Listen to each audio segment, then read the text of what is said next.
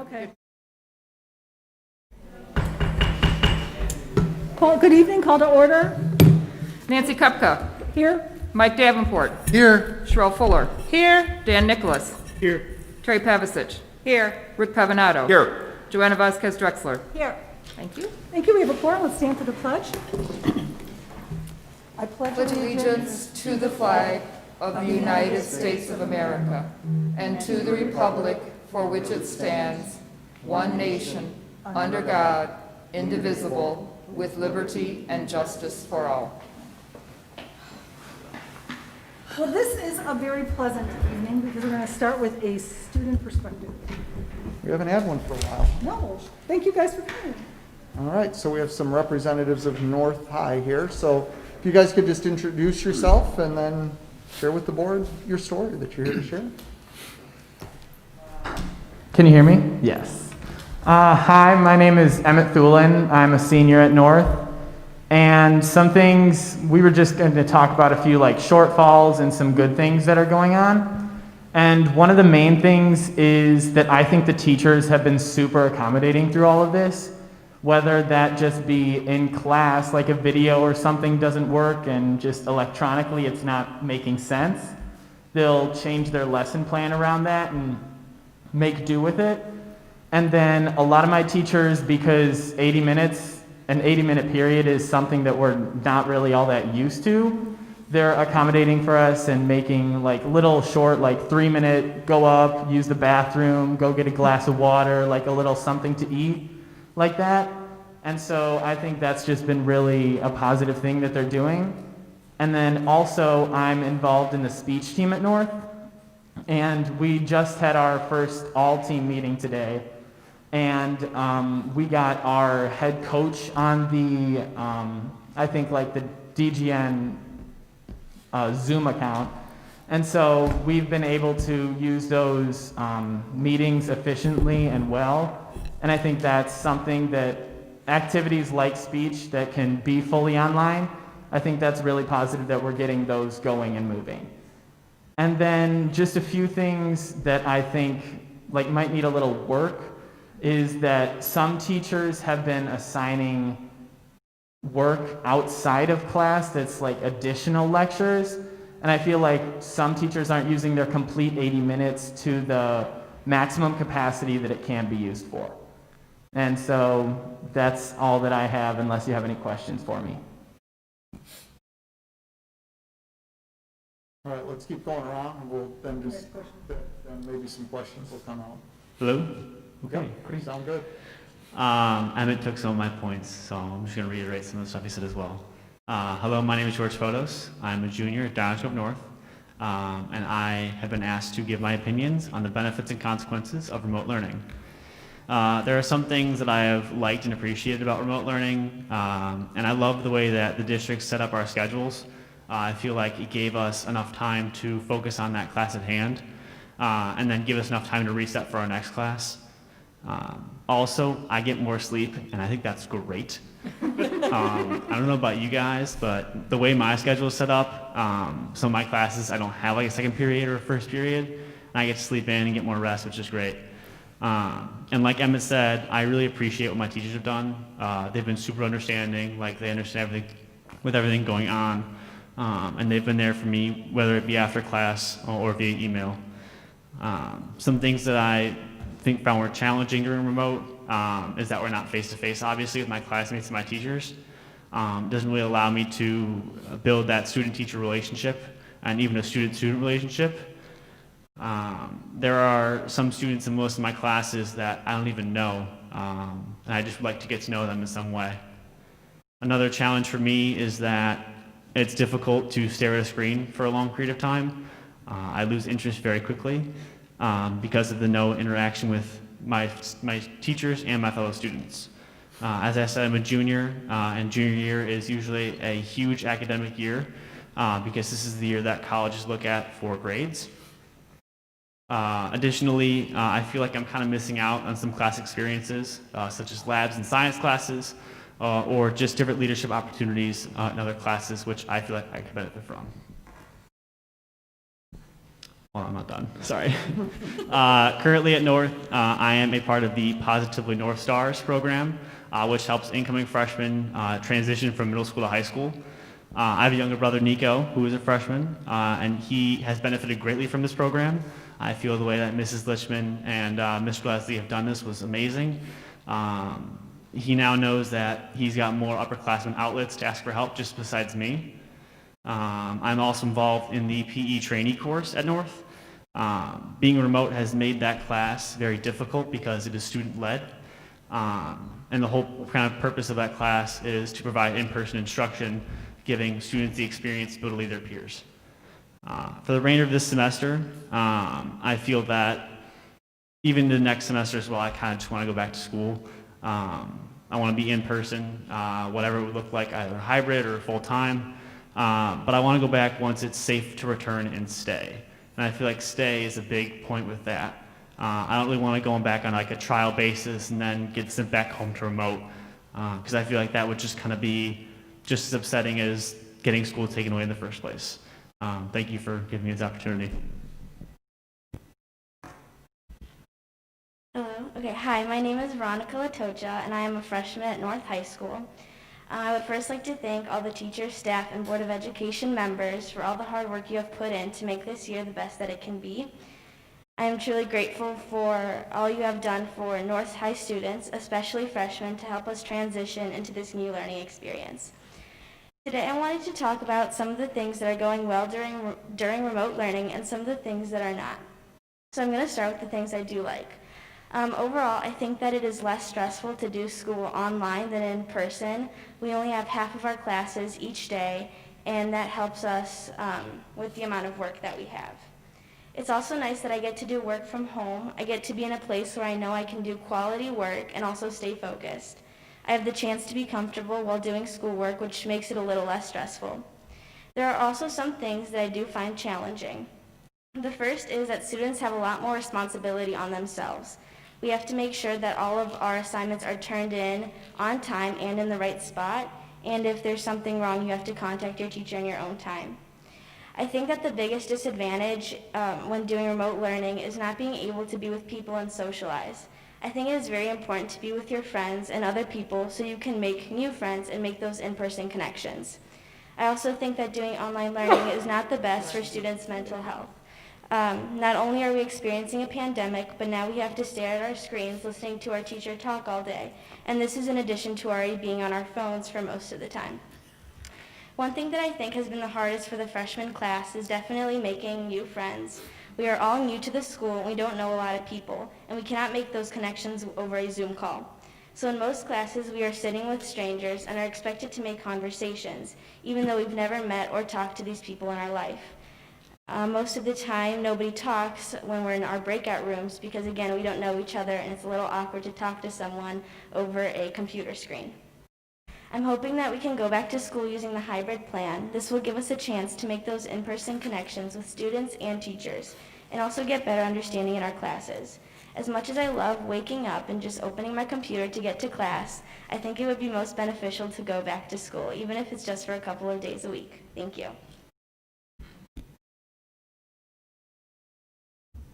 Any questions? I'll start. I have one. So you all talked about, excuse me, I started to cough. You all talked about, and we've heard this a lot in the letters we received, about difficulties being engaged and staying engaged. And I get it. Like you said, you know, like having some frequent little breaks to grab a snack or grab some water or whatever has helped. Are there any other things you think that would be helpful to get students engaged, especially freshman students, while, you know, honoring social distancing, et cetera, wearing masks, et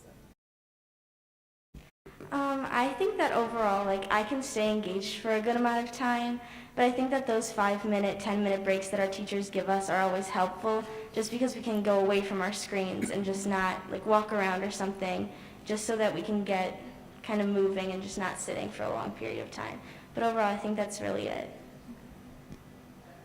And with that, I think that some of my teachers have been, if they like make it more towards the middle of class, whereas some teachers will put it like within the last 10 minutes, which is kind of just like not very good as serving for a break. And so if it's more structured towards where the students have the break in the middle, I think that would prioritize just them being able to then focus for the first half and then come back and be re-energized for the second. Yeah, I agree with what Emma said. They both pretty much summed up my answer as well. And have you guys had any problems with connectivity and staying on Zoom or just even getting on the sites, et cetera? Yes. Yes, you have, okay. Would you say like infrequently, frequently? It's mostly difficult, especially in PE classes. When I grow up, I want to be a PE teacher. And the way that my PE class currently is structured is great, but it's very difficult because our class is like student-led. And if a student can't lead the class because of their connectivity issues, the class doesn't really, there's really no class. Right. But it's every once in a while. So, any other questions? And then, oh, sorry. No, And no, then you go just with the connectivity part of it, I've been in and out or just like technology doesn't work. Like I got a loaner Chromebook because like my Chromebook wasn't charging. And then this Chromebook doesn't have like audio hooked up through it. So then I have to call in from my phone. And so I feel like it's just a lot of like the little issues or like your Wi-Fi's out or things like that. But then I think teachers are also being good with it and they're like students are reaching out and there's a good line of communication open between everybody with it. Are you able to talk to your, oh, I'm sorry. It's okay. I haven't really been having a lot of problems. If something, sometimes like you can't really hear the teacher just because it starts glitching, and then it's kind of hard to communicate just because you could have missed like an important part of what we're doing. Are you able to talk to your teachers when you need to? Outside of class, are you able to reach people and say, hey, I missed this, or I need help with that? Yeah, I usually just email my teachers, let them know what happened, and it usually gets clarified. Thank you. Yeah, we've been using Remind, which is a great app. It's more of like a texting, for lack of better words, instead of, because some people just don't like using emails. So that's another way that we've been communicating with our teachers. Cheryl, I'm sorry, go ahead. Yeah, I just had a question about the PE class. You said it's student-led. Is the student here doing it, or are they trying to lead it from home? Is that what you said to me? Yeah? Can you repeat the question? I couldn't hear. The PE question? You said it was, Can The you PE explain how PE leaders is working? Yeah, so I'm in a trainee course. So we're leading via Zoom. So we're like at our homes and we like make a workout and we have to like perform the workout for the class, and the class is kind of like a repeating type thing. so it's led from the student's home and not at the Correct, school yes. as well? Okay, that probably is Yeah, difficult. because the course is that the student is actually the leader of the PE class. So they help design and lead that classroom experience for the rest of the students. So, yeah, they're remote, just like all of Yeah, us. so they couldn't come in and use the school facilities because they'd be by themselves to lead that class? Yeah, well, and we have no students coming in until soon into the Yeah. school during the day. Okay, yeah, I know, but I was just wondering because that would be just one or two people, so social distances would definitely apply because there's not a ton of students. Just asking, I was just thinking about how that's being administered from a home space, so. Yeah, it's still all of the challenges of transporting students and Oh, getting them here absolutely. and all of those Yeah, pieces. Yeah. absolutely. Any other questions? So I heard at least one of you say something to the fact that you're getting more, you feel like you're getting more work assigned to you. And that was actually something I'm looking forward to hearing more feedback about. I was recently having a conversation with a high school friend of mine who's been a teacher. He's a AP Gov and history teacher in Michigan. And we were talking about this, and something he was concerned about was, as they're doing remote, is that temptation on the part of the teachers to take advantage of possibly the opportunity to have the students do more outside of the actual class time, and in difficulty in engaging exactly how much they should be or shouldn't be doing. And I kind of saw this first probably month or two of sort of almost a conversation potentially back and forth between students and their teachers, trying to find that balance, because this is new to everybody. And but it is something I think we need to maybe stay on top of, to make sure that the balance is right, that we're not seeing too much busy work outside of the classroom. And I hate to categorize it as busy work, but lack of another term coming to mind. But the idea is just that that you're not getting overly stressed. But it sounds like I heard comments about things being a little less stressful with all this. And I'm hearing you're more rested than you might have been otherwise. And that's always been a concern of ours too. Kids coming in 0 hour and staying after school and going home and getting all that homework done, and then getting a few hours of sleep and getting up and doing it again. So that seems to be a positive there. And Joanne and I were having a little conversation on the way in about trying to focus on the things that we can do and the things that are positive versus what we're missing out on and the negatives. And so there's certainly some things about this that are, if not different, maybe even a little better than the way we were doing things. And hopefully we can expand upon that and learn from it. Well, I was going to just say, the thing that I don't have a question, but I did observe that you were also positive and so adaptable and taking on the challenge. I believe one of you said you had to take more responsibility for some of the things, and I think you'll grow more because of that in the end. But I'm very impressed. I'm hoping all the other students too are that you represent the way many of them are, because I think you're handling the challenge of this very, very well. I agree. Mm-hmm. All right. Well, thank you for coming out and presenting. Yes, thank you very much. We appreciate it. Now, you're welcome to stick around and sit through a board meeting, or you're welcome to head on home, either one. Run away. I wouldn't do it. As fast as you can. I wouldn't do it. Now, guys, we're going to hear all about interesting stuff today. Actually, a lot of the Well, questions are going to be Are answered. they We're going to want to go home and tune in. Let's not get carried away.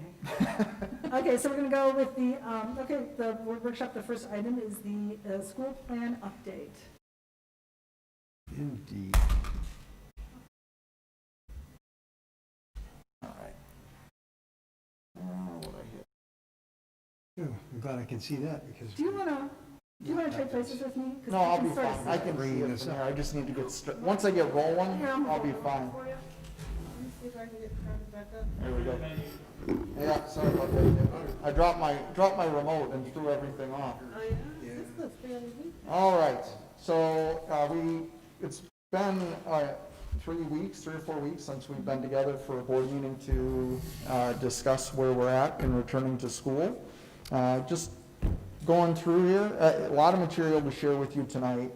Tonight's really going to be focused on guidelines, metrics, and the things that we need to respond to in trying to get students back in person.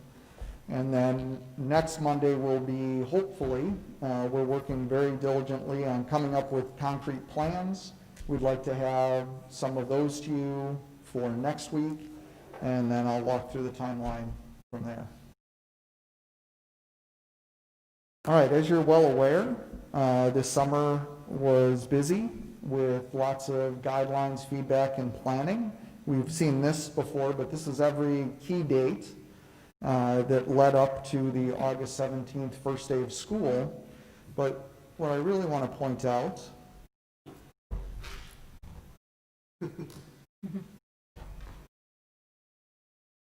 is this is the timeline of changes since school started. Okay, so we were supposed to be back on the 17th. On that day, 4 key pieces of guidance were released. Quick reminder that just in the few days before that, we received 2 major pieces of guidance that really caused us to not return on the 17th for in-person and move to a remote model. It wasn't until the week after that that we began the fully remote schedule that our students were speaking about today. So it's really been only a few weeks that we've been operating under the new fully remote schedule. Since then, you can see many things, including guidance that gets released and then updated on the same set of guidance. So that's particularly frustrating for us because we'll get a piece of guidance and we'll start responding to it and planning for it. And just when we think we understand it and we have answers ready to go, then the rules of the game change again and we're back, maybe not at square one, but we're back having to adapt and change those things. So a lot of people are referring to this as the hamster wheel, and that's kind of what it feels like as we've been working through this. Some of the major things that we'll talk about that are on this list, the continuum of risk is greatly influencing our return to school. That's from the CDC, as well as the limiting of mixing of groups and cohorting. The dashboards that have been released both at the state level and at the county level. And then the exclusionary charts, which indicate when it is that somebody should stay home or should be isolated or quarantined. Those started out very restrictive the week before school started and have been relaxed a little bit in the last couple of weeks, especially related to reoccurring symptoms. If you remember the last time we met, we talked about how restrictive things like seasonal allergies would be, and some of those limitations have been relaxed in the last week. So that might make it easier for us to, once we get people back to school, keep them here. And we were informed today that the CDC is issuing new guidance for schools tomorrow. So it will continue to come.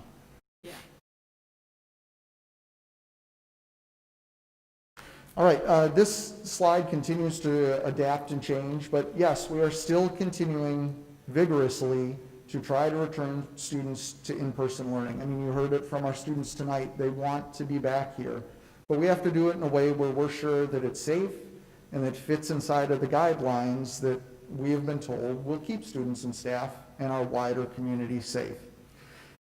These are all the reasons that you've seen, and they remain. What we hear is that remote learning is going well for most. The stories that you heard from our students tonight are similar to the emails that are coming in. There's a few bumps and glitches here, and obviously we're very reliant on technology and it working. We've had a few nationwide outages of Zoom and of Google and Amazon Web Services, which a lot of the tools are built on. Those are things that are out of our control. We also have students that have some challenges with internet in their homes that we have been actively working on. You heard tonight of a challenge with a Chromebook. I mean, we're responding to those things. We're trying to close those gaps. We are working very closely with a variety of internet providers. We're working with DuPage County and the DuPage County Regional Office of Education on getting internet service into students' homes. We're working with the Education Foundation to purchase internet equipment for families that can't afford it. So we are, Gina has been amazing working with the rest of the team in the organization to try to make sure that students have long-term fixes for internet and technology issues. Because we fully anticipate that at some point in the year, we'll be needing to return to a longer period of remote once flu season comes in, which we've talked about since the beginning.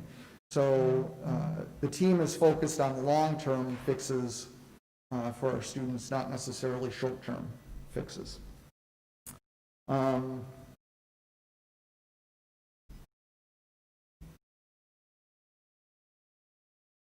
You heard some of the voices of our students tonight. We're continuing to listen. I receive probably half a dozen emails a day, at least, probably more than that on average. We're monitoring social media and all of the normal networks that we follow. Our principals are meeting with students and staff and parents as well, and constantly gathering information as to how it's going. Our feedback committee that the board asked us to form this summer is up and running, and they're working on creating student, family, and staff surveys, and we expect those to go out very soon. We're working with a third-party company that specializes in gathering this kind of feedback for schools, so it will be faster for us to analyze and process that information and respond to it. Just getting it up and going for the first round is always the hardest part. And it always takes us a little bit longer for student surveys because we have to allow families to opt out of those kinds of surveys. So it takes a little bit longer to get wide-scale mass student surveys up and running. We have lots of opinions, suggestions, ideas coming in, and we read and respond to all of those. We can't always give people the answers they want, but we always try to explain why we're doing what we're doing and why we're responding the way we are. There are a lot of strong feelings in all different directions on this, and you can see some of those up there, from wanting to be fully remote for the rest of the year to wanting to reopen tomorrow. And you can see more synchronous, less synchronous. You heard some of the examples here today. Some feel like we should never reopen until there's a cure. Some think that we should reopen right away and that this is not as big of a deal as it's made out to be. I mean, we're hearing stuff on all sides of it, and we're listening to it and considering it and responding to it. One of the opinions that has been growing in its voice is that we should just ignore state guidance and state officials. So one of the things that I've done in response to that consideration is reach out to the district legal counsel, and just a reminder that legal counsel represents the district and the board. They don't represent the administration, and what they have provided is a memo that I've provided to the board, but the closing summary of that memo is that the district is required to follow the governor's executive orders and should also abide by the joint guidance from ISB and IDPH to have the greatest chance of avoiding liability for legal actions related to its response to the COVID-19 pandemic. Now, inside of that is obviously that our number one priority isn't avoiding liability. It's about keeping students safe. And as I've said many times before, I have to trust that the health professionals in our state and in our county are interested in doing just that, keeping our students, our staff, and our greater community safe. And we have to believe that that's what these guidelines are issued to do. And I know that return to school and COVID and safety guidelines and all of this is wrapped up in the larger political discourse. However, I have to look at this and assume that the measures we are taking are going to keep people healthy and safe. And it is my first responsibility to do that. My second responsibility as the superintendent is to protect the resources of this community and of the taxpayers within this community, and to blatantly disregard guidelines and guidance and mandates from the state level, that be the governor, IDPH, ISB, the DuPage County Health Department. Any of those organizations would greatly put the district at risk of lawsuits. And whether or not those would win or lose, those kinds of things take away district resources very quickly, both in the form of administrative time and the time of the Board of Education and of our legal counsel and all of those leading the district, but also in the resource of money. Those can get very expensive very quickly. So my responsibility is to protect the students and of course the staff, but also to protect district resources. And I can only do that if we follow these guidelines. And I know some people don't agree with them, but that's not my option. My responsibility as the superintendent of schools here is to carefully understand that guidance and then implement it with fidelity.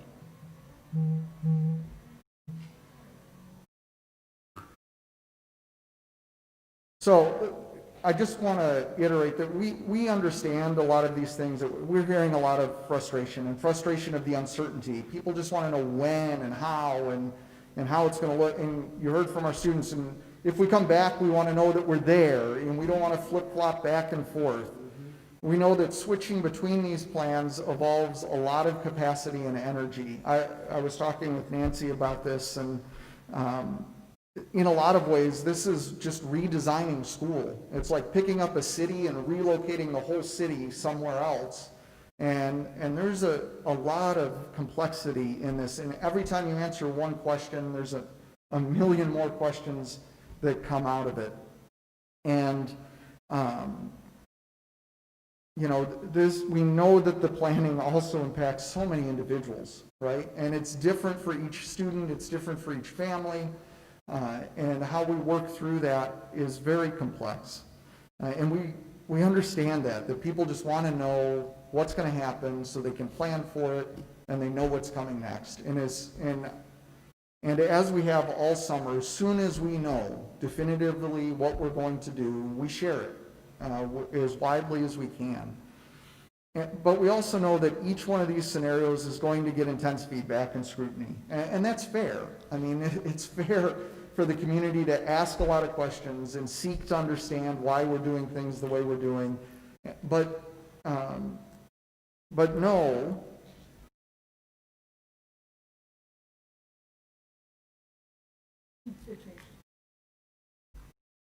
you know, that we're hard at work at doing this, and we're also trying to run school at the same time. If we would have been provided the guidance that we've received since the beginning of the school year, back when we started this process at the beginning of July, our plans would look much different today than they did when we presented them in August. Yep. You know, we would have built things much differently, and we'd probably be back to school right now. But the fact is, continued shifting in guidance and metrics and understanding of how this is all going to work makes it really difficult to plan for. And we are on that hamster wheel of trying to get back, but it just keeps churning, and we're running school right now. You know, this would have been one thing in the summer when we had time to plan and staff and students weren't here. But the administrative jobs that we hold are full-time jobs any other year. And we're doing those same jobs right now, and teachers are doing those same jobs right now, and more, because they're having to plan for completely different things than they've ever had to do before, while we're trying to rebuild school and rethink school. This is a monumental task to try to do all of this right now. And we have to understand that just flipping the switch and saying we have a model and it works doesn't factor in all of the other things that go along with it, some that we'll talk about later. Can I just add? Yep. You alluded to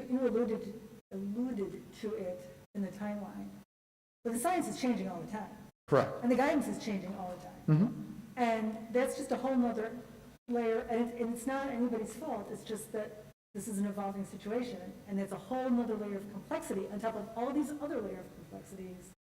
You can have the best plan and it changes tomorrow because the guidance changes. And later on, we'll try to show how we're trying to build so that even if numbers and metrics and guidance changes, that we'll have a program that will likely work up to a certain threshold of transmission of COVID in our community. We know there's no perfect solutions. We know that no matter what we do, somebody is going to be left out. Somebody is going to be unhappy. We're doing our best to plan for the most that we can. And we also hope that everybody understands that every individual is different. How they respond to this is uniquely their experience. And it doesn't make what's going on right now right or wrong, their feelings right or wrong. Just what's right for somebody right now is very different than what's right for somebody else. And we're trying to consider those individual needs and considerations into all the planning we're doing, but it is challenging. All right, so what I want to spend a good chunk of time on tonight is making sure that the board and the community understands the changes that have occurred in health guidance since this summer. So over the last month, there's been a great deal that has come forward. And this is what's really shaping our return to school planning to make sure that it fits within the health guidelines. I've provided a summary document that I've shared with the board, and we'll make sure that this is up on our website. This is our internal, and I'm going to put this in a format here where you can read it, right? But I just want to give you the big overall picture of what we've done here administratively. Is we've spent many hours with health officials to try to understand how the overlapping guidance of the Illinois Department of Public Health, the DuPage County Health Department, and the CDC work together to help influence our decision making so that we know that whatever plans we're putting forward are safe for our student, staff, and greater community. So what we've done is created this crosswalk to show how the different pieces factor together. The first piece of guidance that came out that our board was asking for over 2 months before it came from Illinois Department of Public Health, and I advocated with our state senator and ISB to try to get this out sooner than we got it, are these different transmission levels that use metrics to determine what level of transmission, community transmission we are in with COVID. What it looks at is what's called a constellation method, looks at a variety of factors and brings them together to indicate, are we in minimal transmission, moderate, or substantial? Pardon me.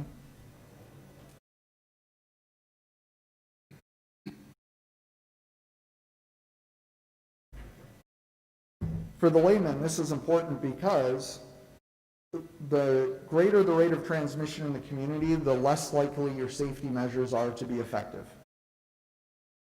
So we need to integrate pieces that are less risky, and this is what the health professionals have helped me understand. It's all about risk management, all right? And as transmission is greater in your community, you can take less risk.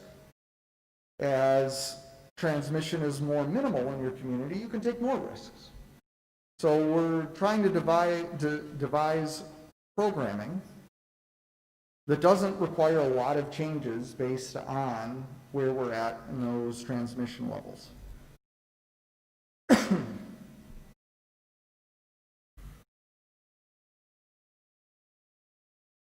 So where are we at right now?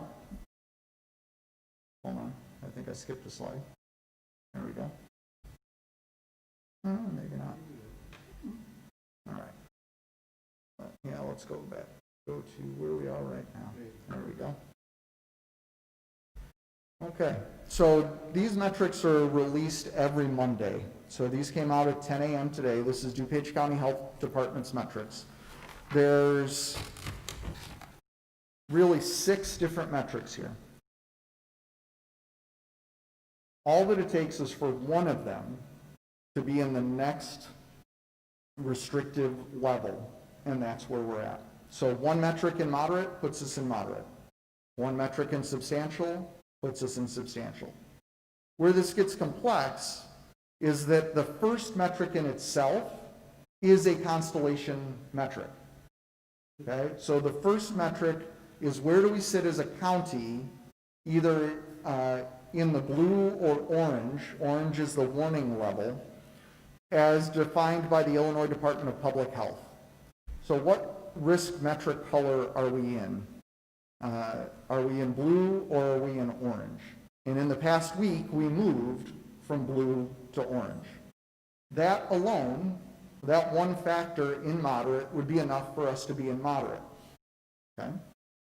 But we're also in moderate for the next one, which is cases per 100,000, which is currently sitting at 89. That is a moderate factor. Then the next one looks at weekly case trend. Are we trending up or down in all of our cases? This past week, we went from trending down by 21% to trending up by 15%.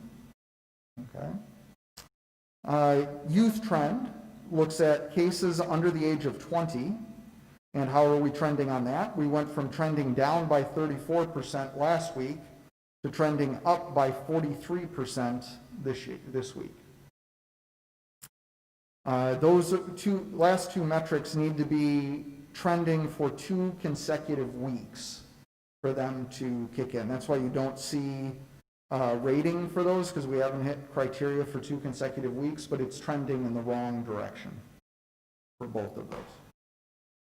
Weekly test positivity, the threshold for moderate is 5%. We were above that last week. We are below that this week. So that one is trending in the correct direction. And then the last one is neighboring counties in orange. Once in the last 4 weeks, we only have had 1 neighboring county at a time. Once you move to 2 neighboring counties in the orange, now that moves to moderate. So we've been alternating between Kane and Will, going back and forth, but we haven't had both at the same time. So that has left us in the minimal, not the moderate. That one is the most lengthy metric, because once you're there, it takes 4 straight weeks of not having those 2 there for you to move back to minimal. Okay? It is very easy to move to the more restrictive level. That could happen immediately on a weekly basis. If we ended up next Monday at 101 per 100,000 cases, the second metric, we would be in substantial. You're immediately in that level, and you need to be for 2 consecutive weeks out of that level to move out.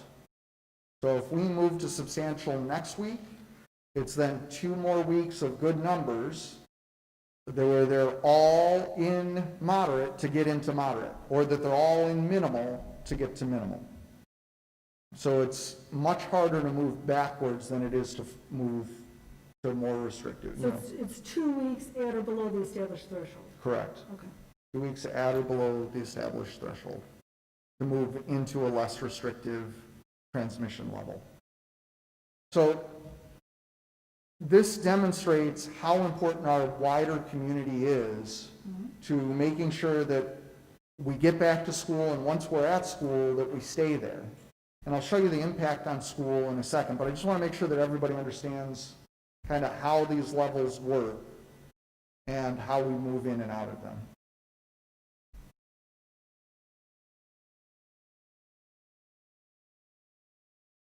So to be clear, DuPage has defined a 2-week period as establishing a trend. But when you're talking about something trending up or trending down, even if something's trending down, if it's not at or below the threshold level. So if we're at 89, I thought we were at 93, but if we're at 89 now, and next week we're at 88, the week after that we're at 87, let's say even more so, but we're trending down, but we're still not at or below threshold, so we're still considered moderate. Correct. Yeah, and that wouldn't be, on this metric, be considered trending down. You'd be trending down if you move to the next metric below it. So You'd have to drop 50 below or below. 50 or below. Okay, good. Yep. All right. So once again, this is nothing that we as a district are setting. All right. These are metrics that are being set by the health professionals. This is data that's being gathered by IDPH. And we are just monitoring it and using it to influence the decisions that we make going forward. So how this impacts our instruction, these are recommendations from the DuPage County Health Department. And really, as you look through these, the hybrid schedules, we designed it over the summer, would only work within the minimal level of transmission. The key challenge for this is once we're into moderate, what the health professionals really start getting concerned about is the number of people you come in contact with on a daily basis. So we as an administrative team have been looking at it as kind of your individual cohorts. How many unique people are you coming in contact with throughout your school day? And at minimal, we're not so worried about that because the PPE, the social distancing, the hand washing, all of the other measures that we have put in place keep you safe because it's unlikely, even though you're coming in contact with more people, less of them are likely to have COVID. But as we move into moderate, it's more likely that you're going to come in contact with somebody that has been exposed to COVID. So we need to reduce the number of times that your PPE has to put up a fight against somebody breaking through those defenses. So we need to start limiting the number of people that you come in contact with at school on a daily basis. And when we move into substantial, we need to almost completely eliminate that risk.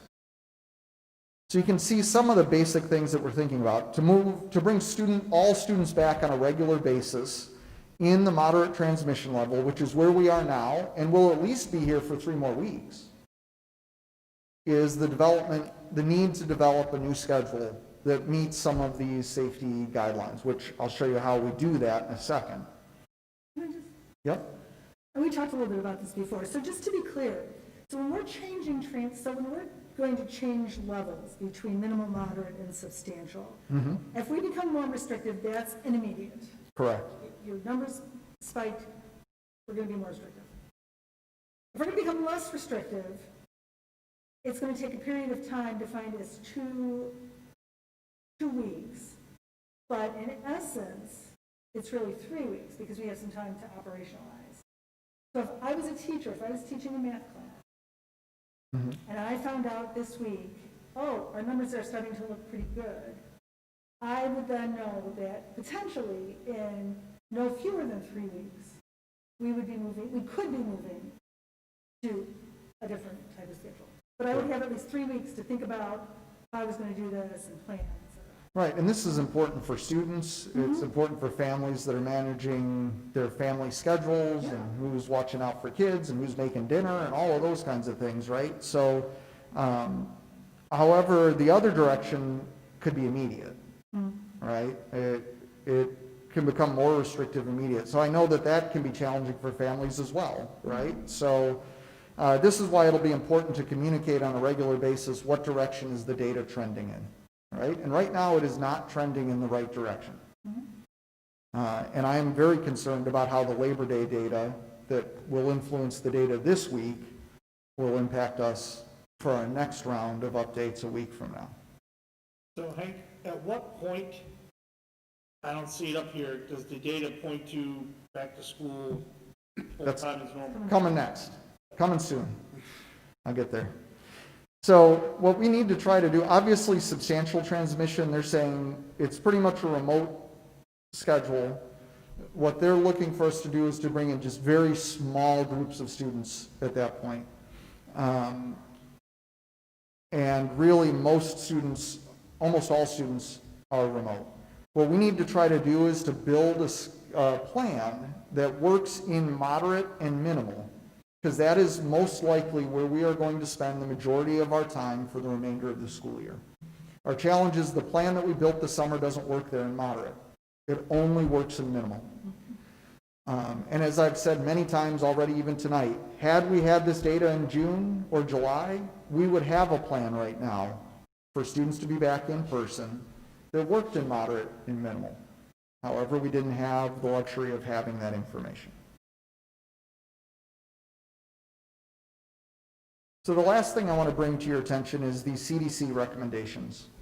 And what the CDC recommendations, these came out on August 24th, do a nice job of talking about is this continuum of risk and matching up, the lowest risk, which is what you want to have when spread is substantial, to the highest risk, which is a risk you can take when community spread is minimal, and especially lower minimal. Right? Each one of these transmission levels, you could think, are you trending more on the less restrictive side or more towards the more restrictive side?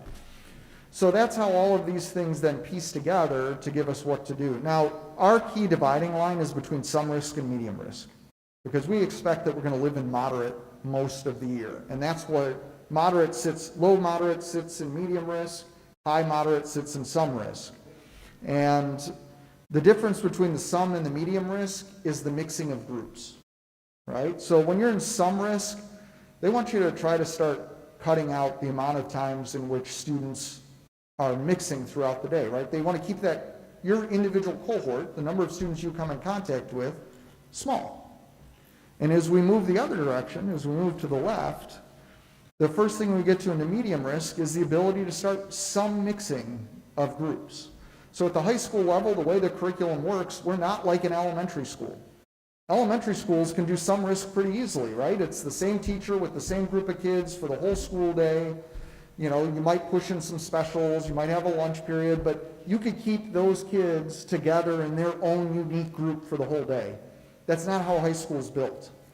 So we need to bring students back, and we need some mixing to be able to run a school day. We've looked at some like 1 period per day models, and it's just not worth the lift to bring students in for just 1 period. The disruption on all the other periods is so great that it's not worth the trade-off.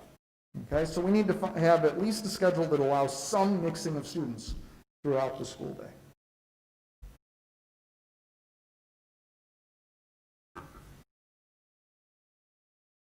All right, so what the DuPage County Health Department has released is a return to school framework to provide us some local guidance about how all of these metrics work, and they've worked very closely with the Regional Office of Education and all of the local superintendents to try to help us understand how this tool works. And what it does is it gives us a pathway to in-person instruction that will be safe for students. And when we factor all of these things together, what you come up with is this handy-dandy diagram that I have tried to put together to piece together everything that we know across all of the stuff I just shared with you. Really, as I said, the dividing line in phase 4, that's where we're at for the state levels. State phase is phase 4.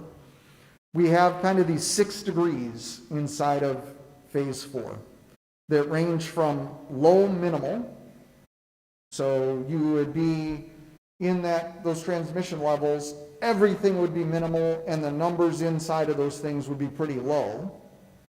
The next one would be, it'd still be in minimal, but the numbers would be trending towards moderate, right? Then low moderate, we're just into moderate. To high moderate, the numbers are trending towards substantial. To low substantial, we just got into it. To high substantial, we're very clearly in the substantial level. To then falling out of phase 4 and going into phase 3. Phase 3 would be like what we were in the spring, right? We'd be stay at home. Moving all the way across the continuum, phase 5 would be everybody's back to school every day. 100% of students are in attendance, although it might still be with some kind of safety protocols in place. As we look at this, our dividing line on this really falls between low moderate and high moderate. As we are in the kind of the low to mid moderate, we can start bringing students back in an A-B schedule as long as we limit how many times they mix throughout the day. So that means limiting the number of passing periods, which means limiting the number of classes that occur on any school day. Our hybrid schedule we built this summer had 4 mixes throughout the day. The health department would like to see us limit those, and you can see here, like at low minimal, we could do the 4 mixes. But as we move to high minimal, they'd like for us to drop those number of mixes, to maybe 3 or less. As we're in moderate, where we're at now, they'd like to see a single passing period if we could do that on a daily basis. What starts to happen as we build these schedules is the schedules that were hybrid start to look more like the fully remote schedules, right? Where you have big blocks of time where you have one class transition during the school day. Students would come in for half a day but only go to 2 class periods, not 4, right? So it starts to, this is why it's starting to get helpful, is because the guidance is starting to point us in the direction of instructional outcomes, of plan design. Then what we're also we're going to have to work on that. We're going to have to work on a plan where all of our students can come back on a regular basis as long as we're in moderate. But then we also want to work on programming that for our most at-risk students, that even if we're in substantial, that we're still able to provide students at risk resources they need on a daily basis right up until we move into phase 3, should that happen. So we're going to try to cover the whole continuum from phase 3 to phase 5 with programming. It looks very different depending on what the community spread is and where we're at. So the group, as we move more towards substantial, the number of students and the size of the groups and the amount of mixing reduces as the transmission levels become more substantial. So what's the delineating factor between low, moderate, and high moderate? It's, Or any of the other ones. yeah. And that's what I was wondering, is it, how are you deciding where you're at exactly? So that's a great question, and what it comes down to is our own school community and what those metrics look like for us. So that's kind of up to our administrative team in conversations with the local health department to determine where we're at right now and a plan that will work in it. What we're trying to do is develop a plan that will work nearly through deep into high moderate, right? That until it looks like we're close to flipping over to substantial, that it will continue to work.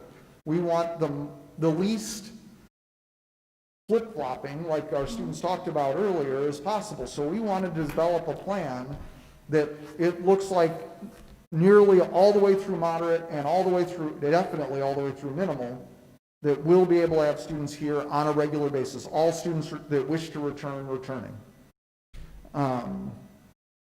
That's the goal of what we're trying to build right now. But what switches that?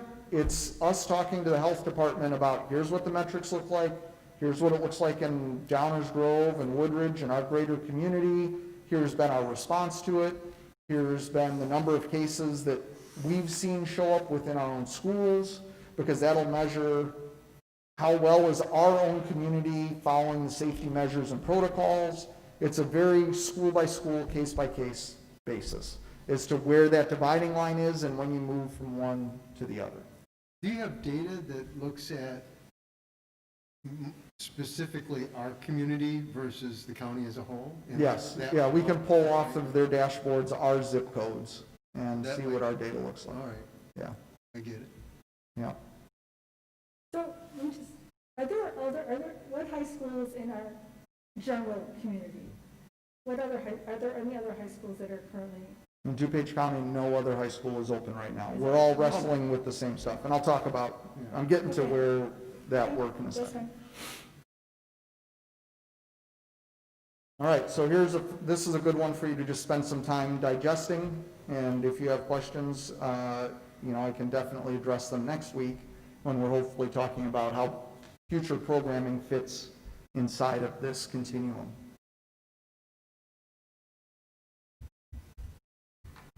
So here, I've just identified a few of the major challenges. These are the top, most difficult challenges. There's many more underneath this. But first of all is just, developing programs for our students most at risk. We want our most at-risk students to be able to come at anywhere in that continuum from phase 4 on up, right? So we're working on that, and we're trying to bring students that fit that criteria back as soon as possible.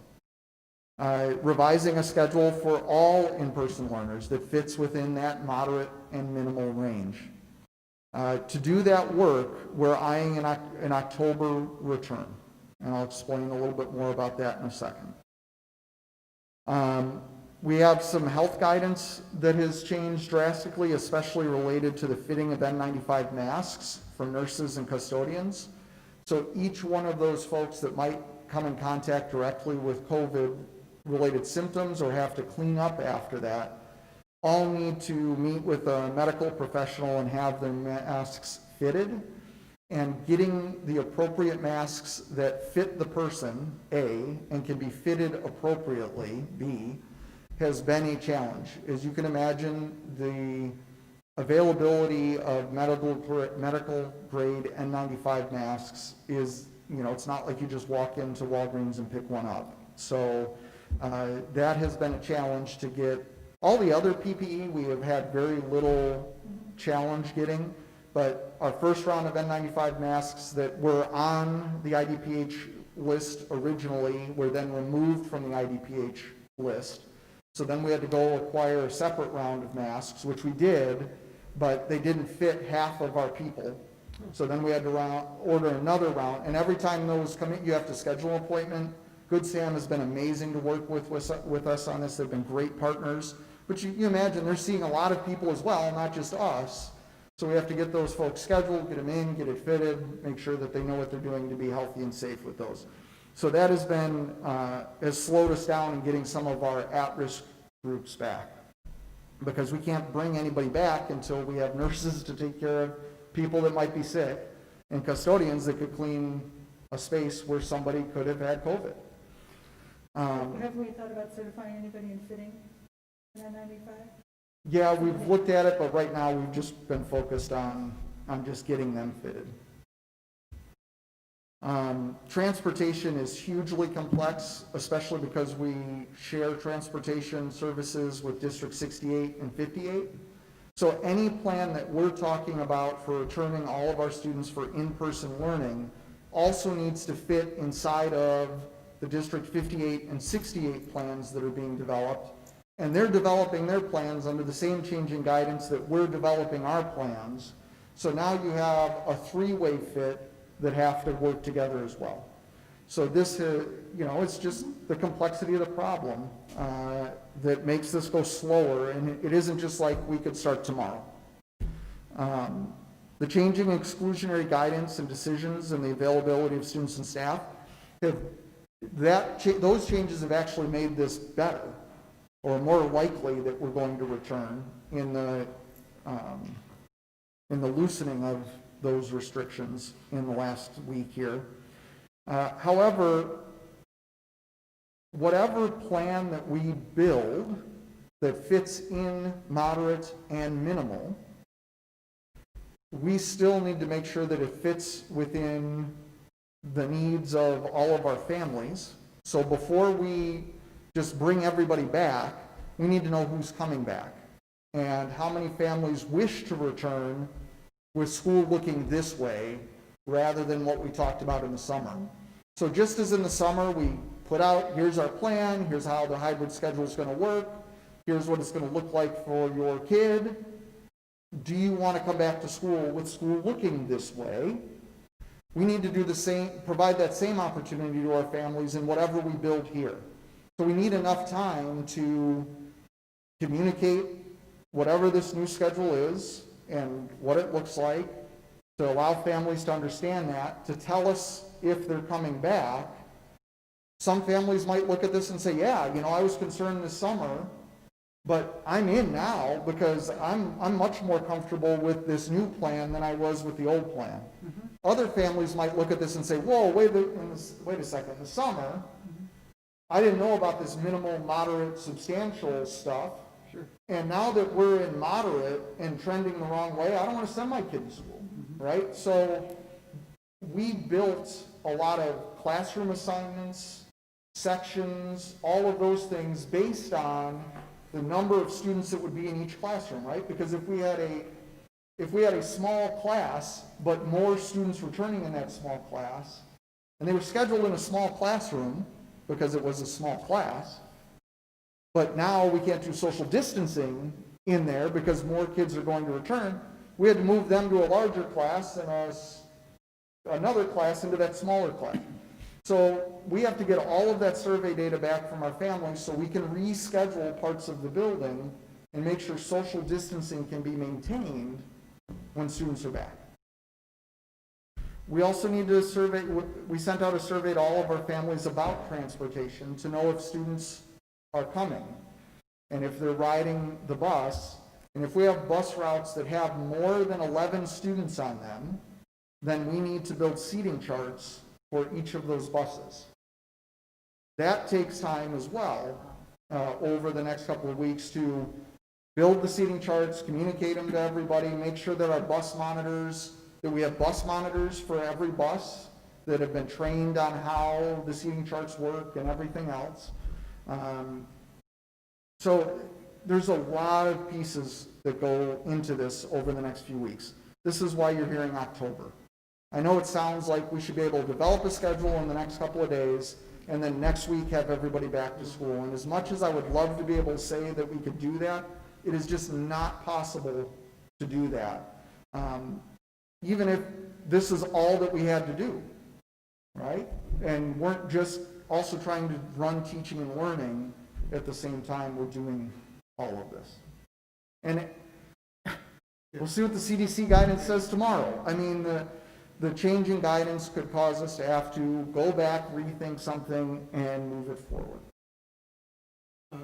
Hey, so one thing that happened at the beginning of the year, when we were going to go hybrid, was to start remote because we had a staffing issue, and then we were going to then go hybrid after that. And I'm not hearing you making much of an issue of that right now as a major challenge. Yeah, the challenge with staff at the beginning of the year was the accommodations process. If you remember, we had over 110 staff members Right. that we had needed to work through those accommodation Right. steps for. So it wasn't staff didn't want to return, it's we just had to work through that process and understanding 110 staff members' individual situations and determining if we could meet that accommodation or not, or if it was legitimate or not. That just took us into the start of the school year. We have resolved all of those, we're prepared for this. And actually, any schedule that we build with less class period shifting in a day makes covering subs and those much easier, right? So in some ways, those changes make the staff issues simpler because it's just not as many moving parts once everybody's here. It's important for people to hear that. Yeah. Because I've already heard from some people, well, is there still a staffing problem? No. That's, and then the other piece of it on the transportation, I mean, I'm seeing signs up for first student hiring bus drivers. I mean, isn't that also a possible challenge? Not only the coordination with our partner districts, but just the availability of busing. Yeah, we've been working very closely with First Student, and we believe that we will have enough Excellent. buses and drivers. The challenge is, as you'll see in one of the next slides, all the high schools in DuPage County are on the same timeline, right? So we're all going to be looking to return at the same time, or within weeks of one another.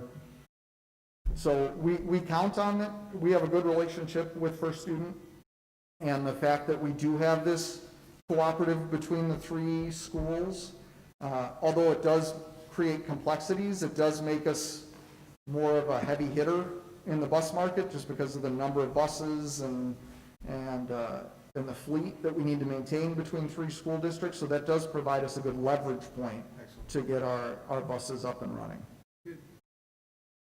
So Hank, and this is probably maybe you're going to get into this either later or maybe next week when you get the schedule. My biggest concern about any new schedule, we have what our schedule used to be, we had the hybrid schedule, we have the remote schedule. So my biggest concern is you look now, if you go back a year ago when we're full-time in school, kids are doing 4 days a week, they're doing 50 minutes in a period, so 200 minutes simple math.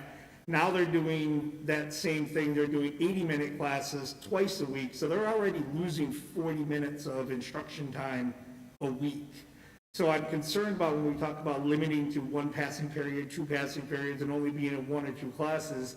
I'm worried about impacting the amount of class time or face time with that teacher, no matter if it's in person or remote. So that's a concern I didn't see up here. And like I said, I'm sure That's more what we'll get into next week, but it's a great point, Dan, to just highlight, and is a good predictor of some of the things we'll talk about next week. This year, there's about 240 minutes in a student schedule last year. Remember, Mondays are shortened because of the late start. This year, we have asked our teachers to plan for 240 minutes of student activity throughout the week. So between the class periods on the 280 minutes plus the 25-minute period on Monday, and then any other work you're going to assign outside of that class meeting period should add up to that 240 minutes. And as Mike, as you said, teachers are a couple of weeks into this and they're figuring out how to adjust and hit that. I'm sure some are under that, some are over that. But there's Hopefully a over difference time. of having 240 with, and I don't know the numbers, with 200 of it being either in person or on, or you know, Zoom versus, you know, 150 of it Right. being, so I said that's just going to be a big consideration in my mind, a big concern as we look at any future schedules, the actual amount of time with that teacher, either remotely or in person. Yeah, one of the things that definitely happens right now in fully remote is the most dedicated minutes that students are going to get as long as COVID's around, right? Because a teacher for that block of time can have all of their students together in there. Once we start moving to hybrid models, you start doing, everything's trade-offs, right? So the trade-off to get students back in person is inefficiencies in the schedule, right? They can't just wake up, walk up to their computer and get to work. They've got to get to school, there's got to be passing periods, we can only take up to half the students at a time, you know, and it's going to, in some ways, reduce the minutes. It will reduce the efficiency of those minutes in comparison to how they are now, right? A teacher can really, there's not many variables, there's no competing factors against them outside of the technology and, you know, the ability for students to pay attention for during a remote session, right? There's very few competing factors. Teachers can plan very clearly for what that environment is going to be, assuming that everything works correctly, right?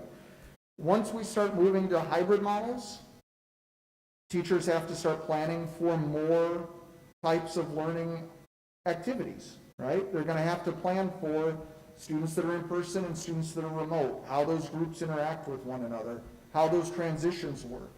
They have to plan for in-person classroom management again, and how does in-person classroom management work with masks on and with social distancing, and all those things that we know eventually when students come back. But you can imagine if right now, and this is one of the concerns on our educational leadership team, if right now the efficacy of instruction is on an increasing curve, let's just assume it is, because kids are getting used to it, teachers are getting used to it, everybody's used to the tools, kids are planning, they know their schedule, all of those things are getting predictable. And it's the maximum number of minutes that we can give everybody equally in that time. As soon as we put a new schedule in place, there will be a dip in that. Because everybody's got to plan differently, teach differently, it's everything, it's the start of the school year all over again.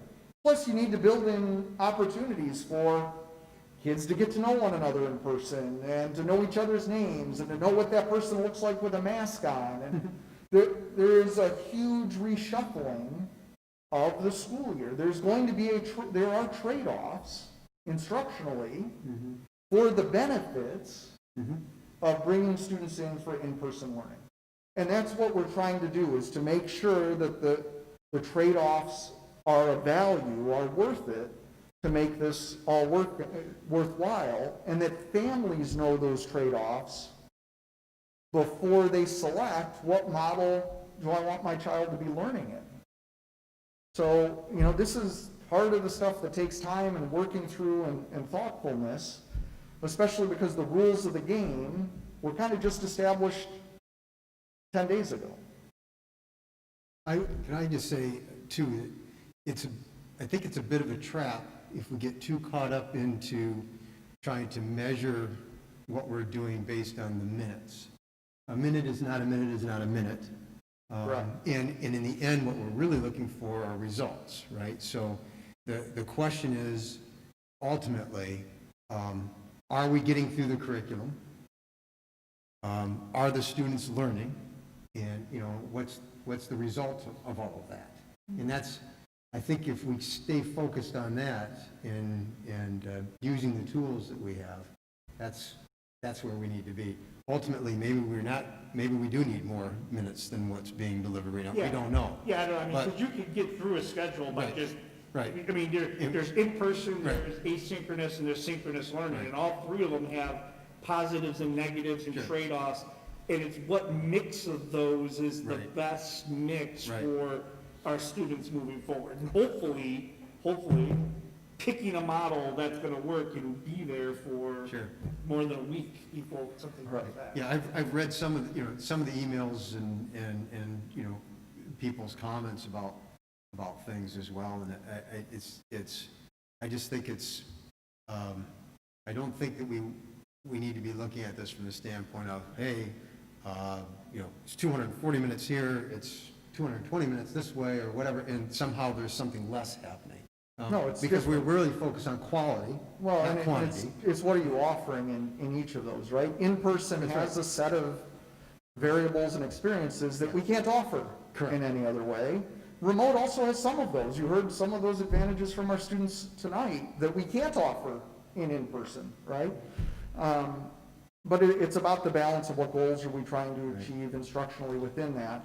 And I will also point out, Mike, to bolster your minutes claim that you just made, there's absolutely no educational research that correlates number of minutes to educational attainment, right? It's what happens inside of that time, and the effectiveness of the teacher inside of that time is far more important.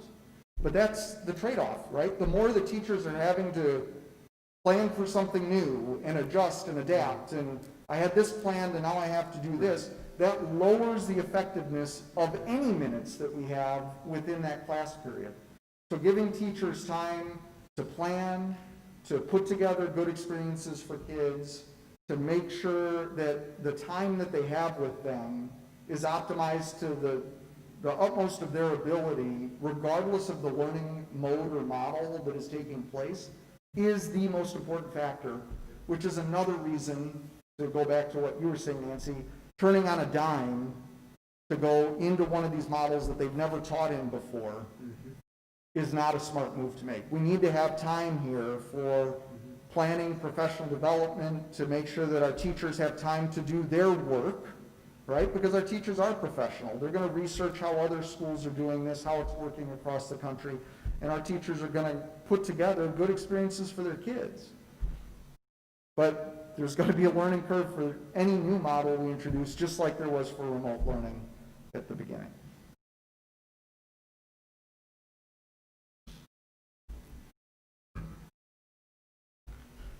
All right, so programs for students that are most at risk, T99, we're bringing them back tomorrow.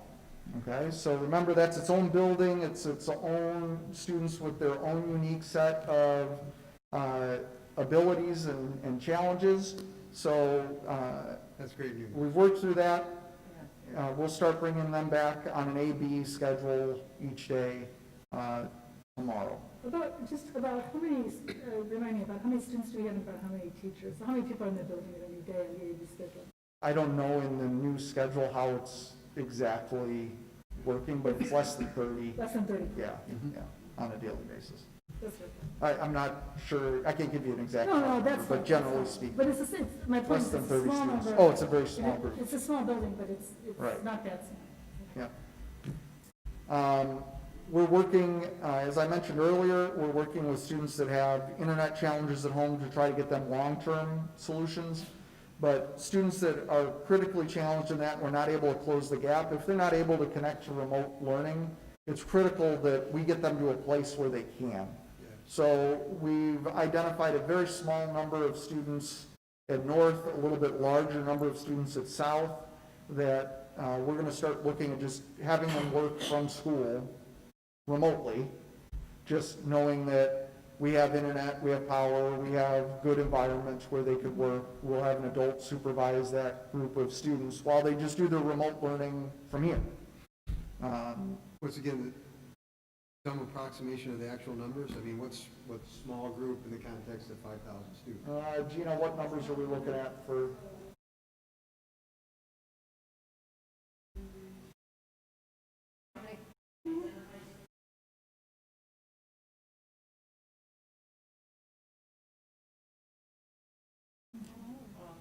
Okay. That's more than I would have, that's more than what I was thinking.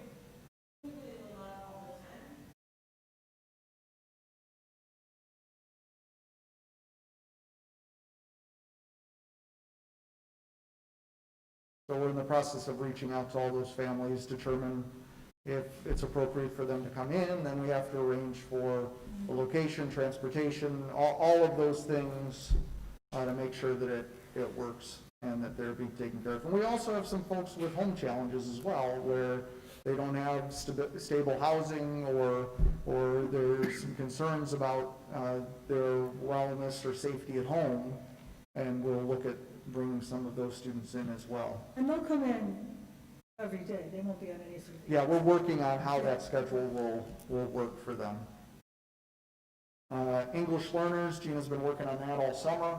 We're getting closer to those groups being able to come in. And I say those groups because within the English learners, there's multiple levels of English acquisition that we're responding to. And then inside of special education, we have the life skills group, we have the multi-needs group, we have other specific cohorts that we're looking to try to bring back in as well. So the idea with all of these groups for students most at risk is to slowly just kind of build this and bring in more and more students and keep them sustainable and keep the programs. We're trying to build those programs in a way that they are sustainable, even if we move deeply into the substantial area. So we're trying to keep the number of students that they come in contact with on a daily basis very small, so that they could keep operating here even if transmission levels continue to grow. Well, this was the group that I was Yeah. most, when I was talking about remote for most, Yeah. this is the group that was. Yeah, most at risk. Yeah. Most at risk. Yeah. This is that group. So it's good to see that we're getting them taken care of.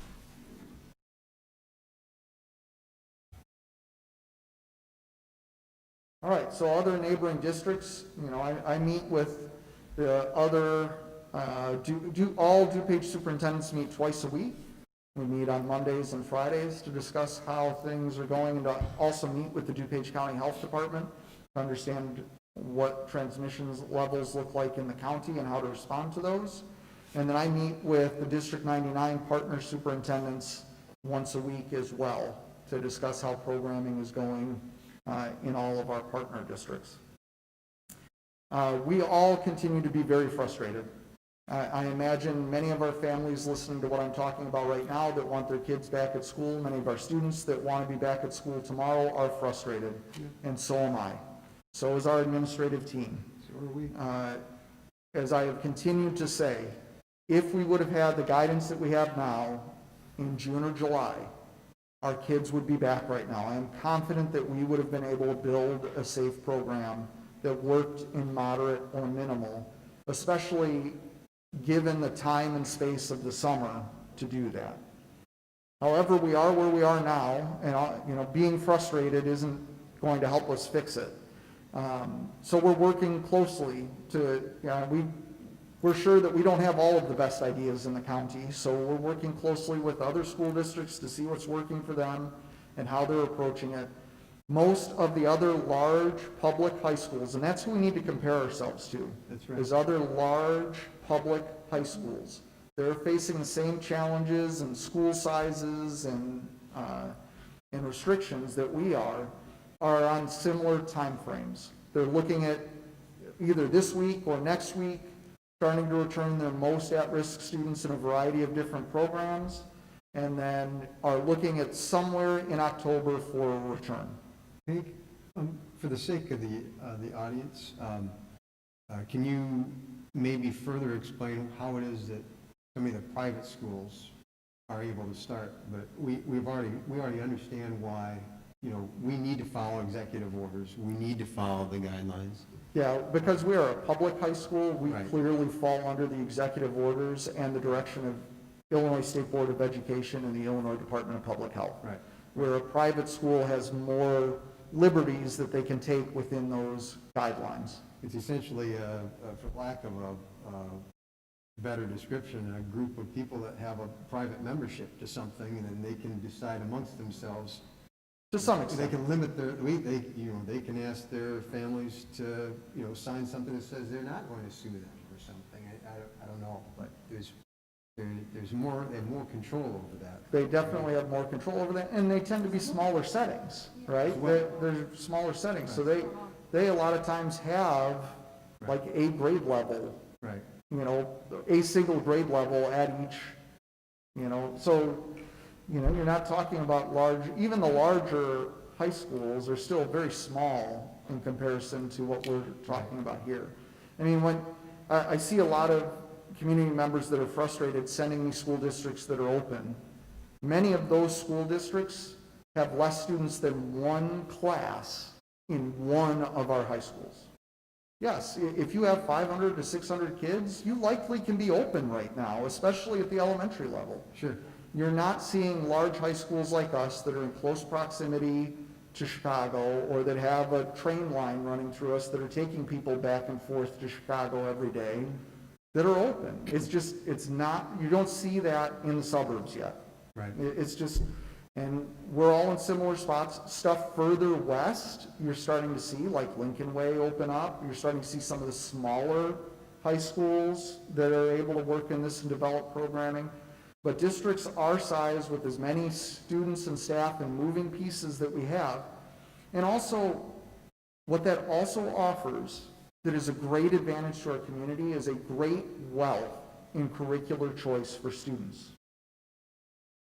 If we only offered like English 1, 2, 3, and 4, and we had science 1, 2, 3, and 4, and social science 1, 2, 3, and 4, it'd be real easy to build a schedule and to do things remotely and in person, but we don't. Right. By the time our students are in their sophomore year, even in their freshman year, they have a couple of options to them. But by the time they're in their sophomore and junior years, and especially senior year, the degree of curricular variance that we have is so great that it makes building schedules very complex. I just shared that with a constituent the other day, almost exactly as you've just said. And I think it's also worth noting, so many of us went to high school so long ago, me probably more than, you guys are all young. No. Right? So, at any rate, high school doesn't look today like it did for me back between 1980 and 84.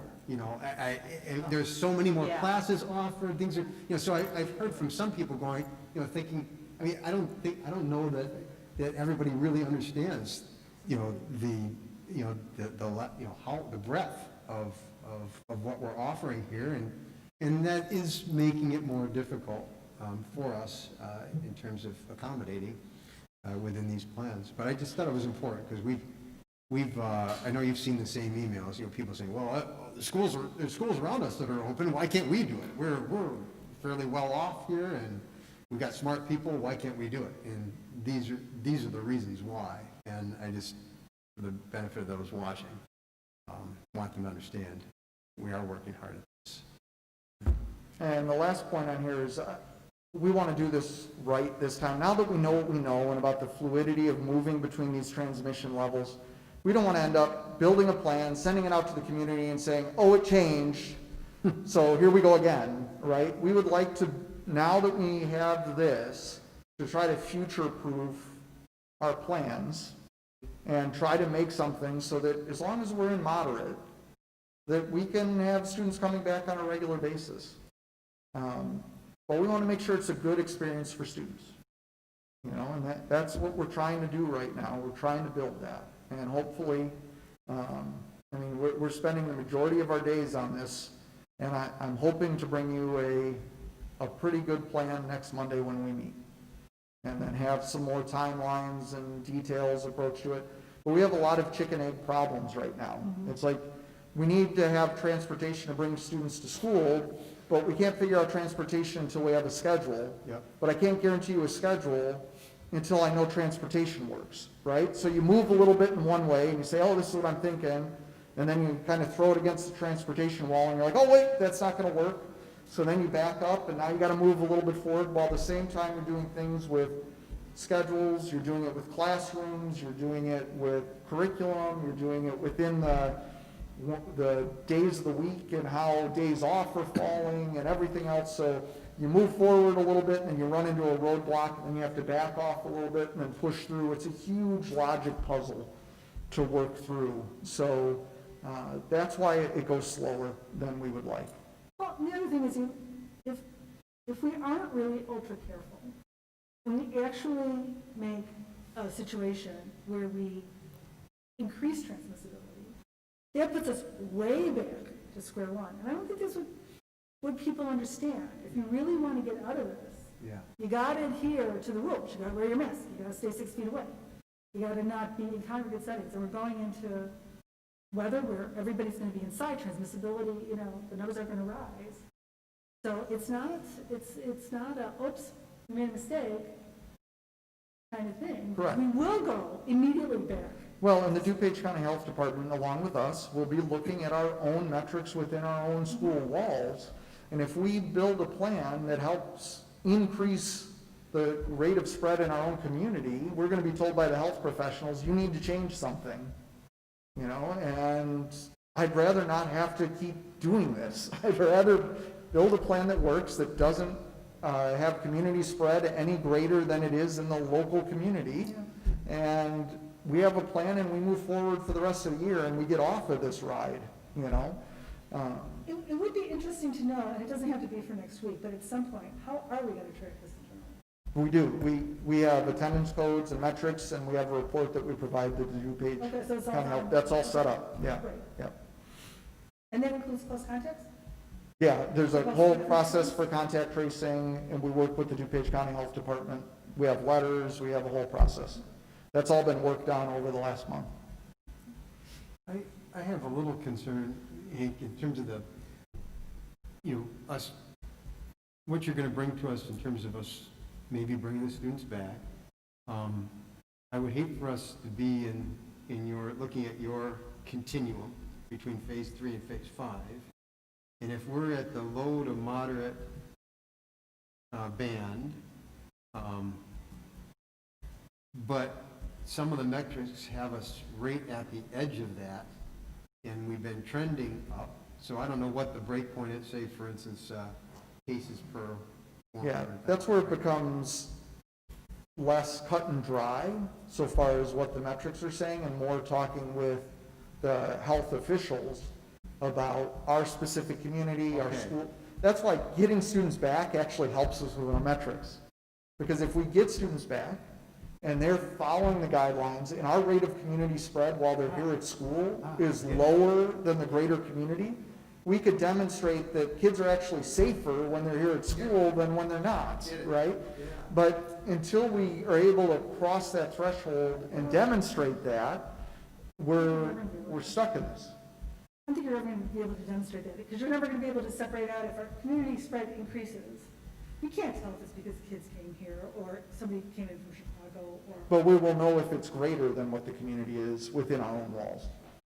We might not be able to demonstrate that it's less, but we could definitely demonstrate that it's spreading faster within our For the walls. same For the age cohort. Yeah, absolutely.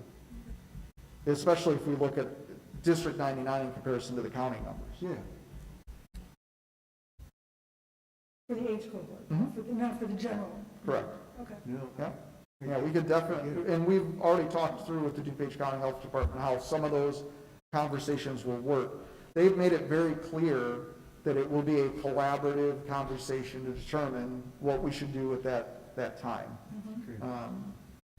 So, it'll be just like the conversations we're having now as to what we should do. Hey Hank, has the state or DuPage County Health Department talked about recurring testing of students, kind of like we're doing in most of our universities?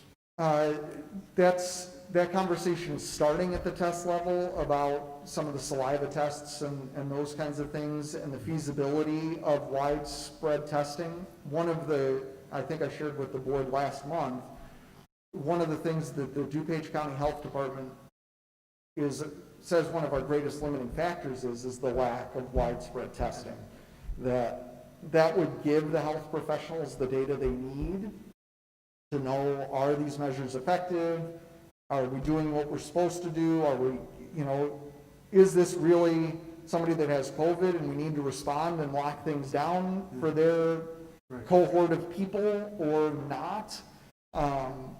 That if we had more rapid, widespread testing, they would be much more comfortable with moving us in the direction more towards minimal, even if the metrics are bad, but, you know, it's the data. They're doing it at our public universities now. Yeah. So the funding is coming from somewhere for that. Well, the funding, like at U of I, is coming from, that is their own R&D to be able to put a product to market.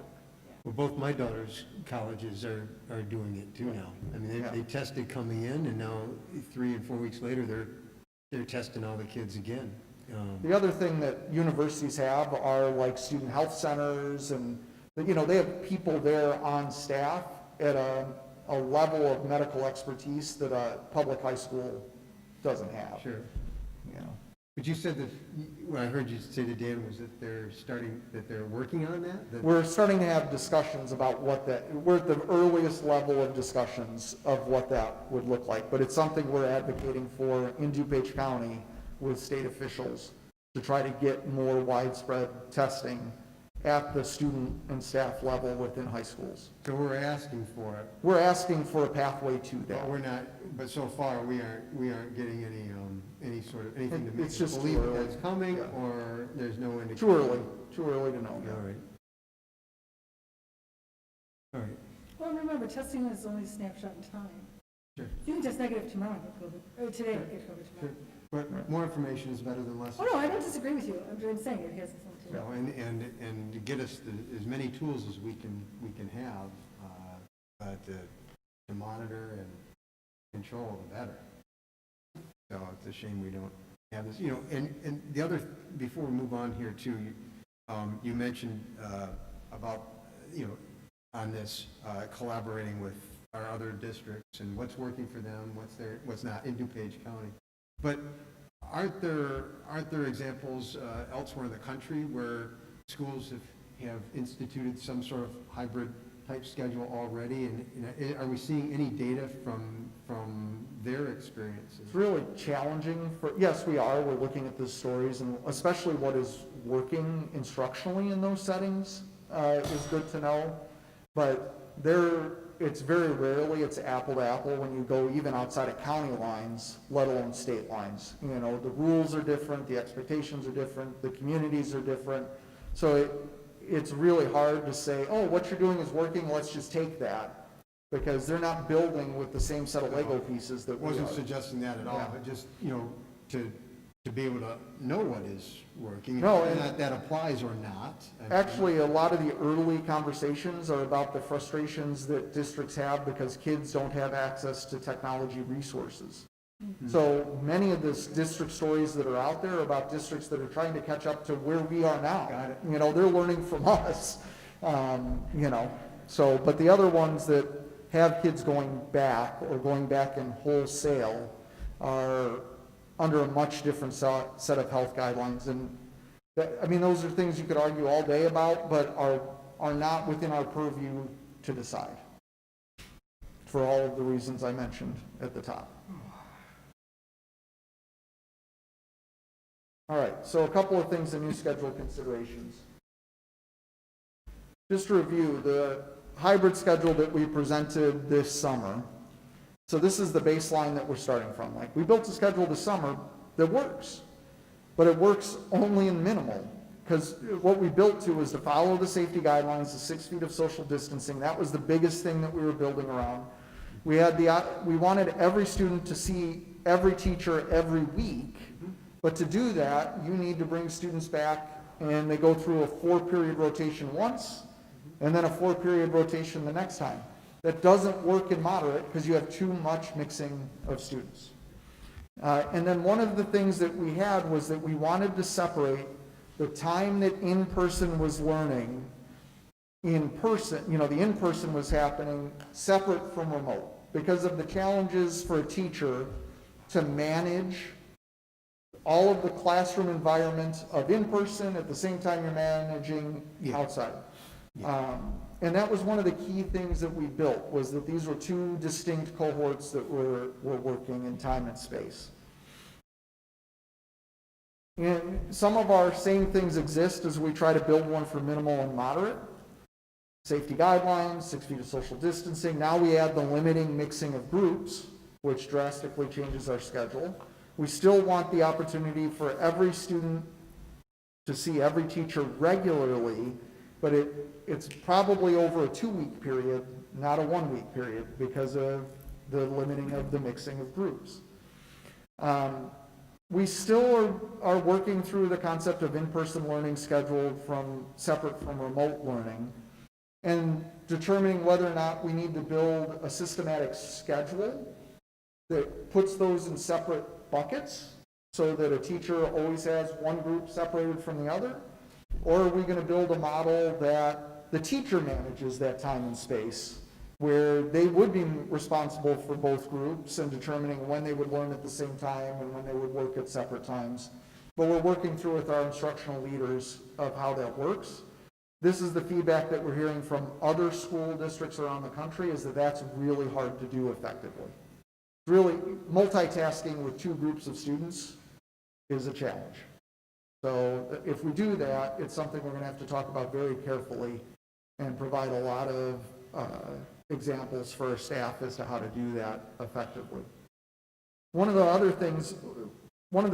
big key feedbacks that we did hear between our hybrid schedule this summer and the remote schedule was how different they are from one another, and that it's a complex change between one and the other, right? Because we did build them from the ground up, one to be totally developed to meet the needs of in-person learning, one to meet the needs of remote. They look very different. But what we've heard from students and staff is, could we get something that's more alike than different, so it's easier to transition between the two? Because we know we're going to have to do that throughout the year. So that's a variable we're introducing into this, is there might be some differences, but to keep them closer than the original hybrid and remote schedule models looked. So that's kind of what we're building from as we work right now.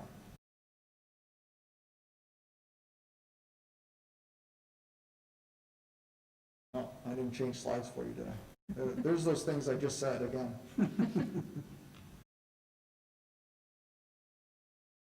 All right, we have some other considerations to solve for that sit on the calendar.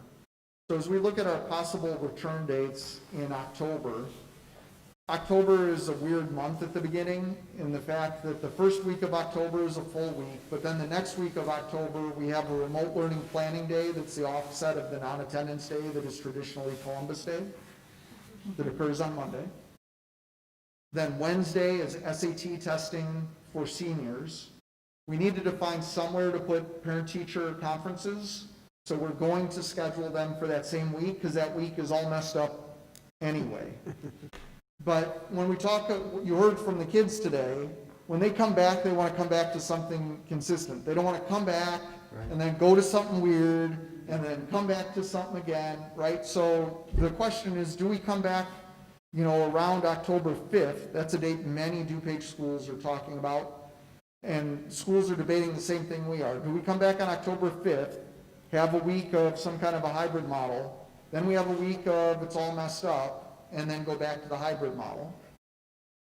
Or do we just work, plan, get every detail worked through, work with our teachers to get everything in place, and come back on the week of the 19th after the messed up week with testing and everything else? There's pros and cons with both, right? If you come back for the week before, you can come back, you could do a run, we could learn from it, we could adjust during the week that's crazy and it's going to be remote, and then come back to improved the week after.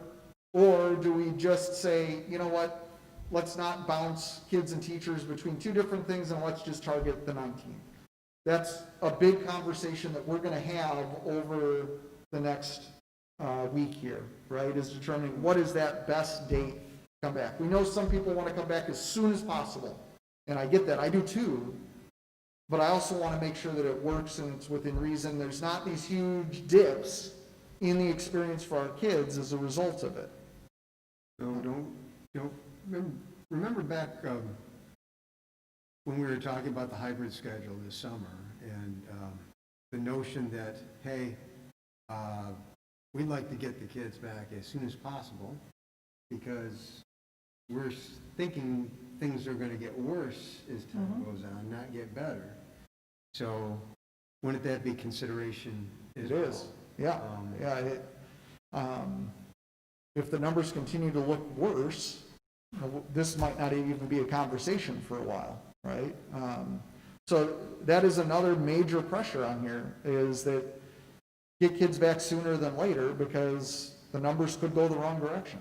Right. You know, we could also just be in a dip here because of the Labor Day holiday, and numbers could improve after this dip. I don't know. The question is, do they dip so far that we're now insubstantial and have to work our way back out of it? I was just throwing in another consideration. No, it's all on the pro-con list right now as we work through all of it. So that would leave about, if you're talking the 19th, that's what, 8 weeks left of school? yeah, it's about the midpoint of the semester. You know, which, okay, that's not a bad time to transition to something different. I'm just trying to frame it up in my head. Yeah, you know, and then if we end up in terrible data around that time, I don't know what happens from there, you know. Off topic, but have we decided anything, or is their finals going to look different for this semester? Yeah, finals will definitely not look like they did in the past. There's just no way for that to occur. Yeah. When do you think we give some indication of what that's going to look like? What finals will look like? Yeah.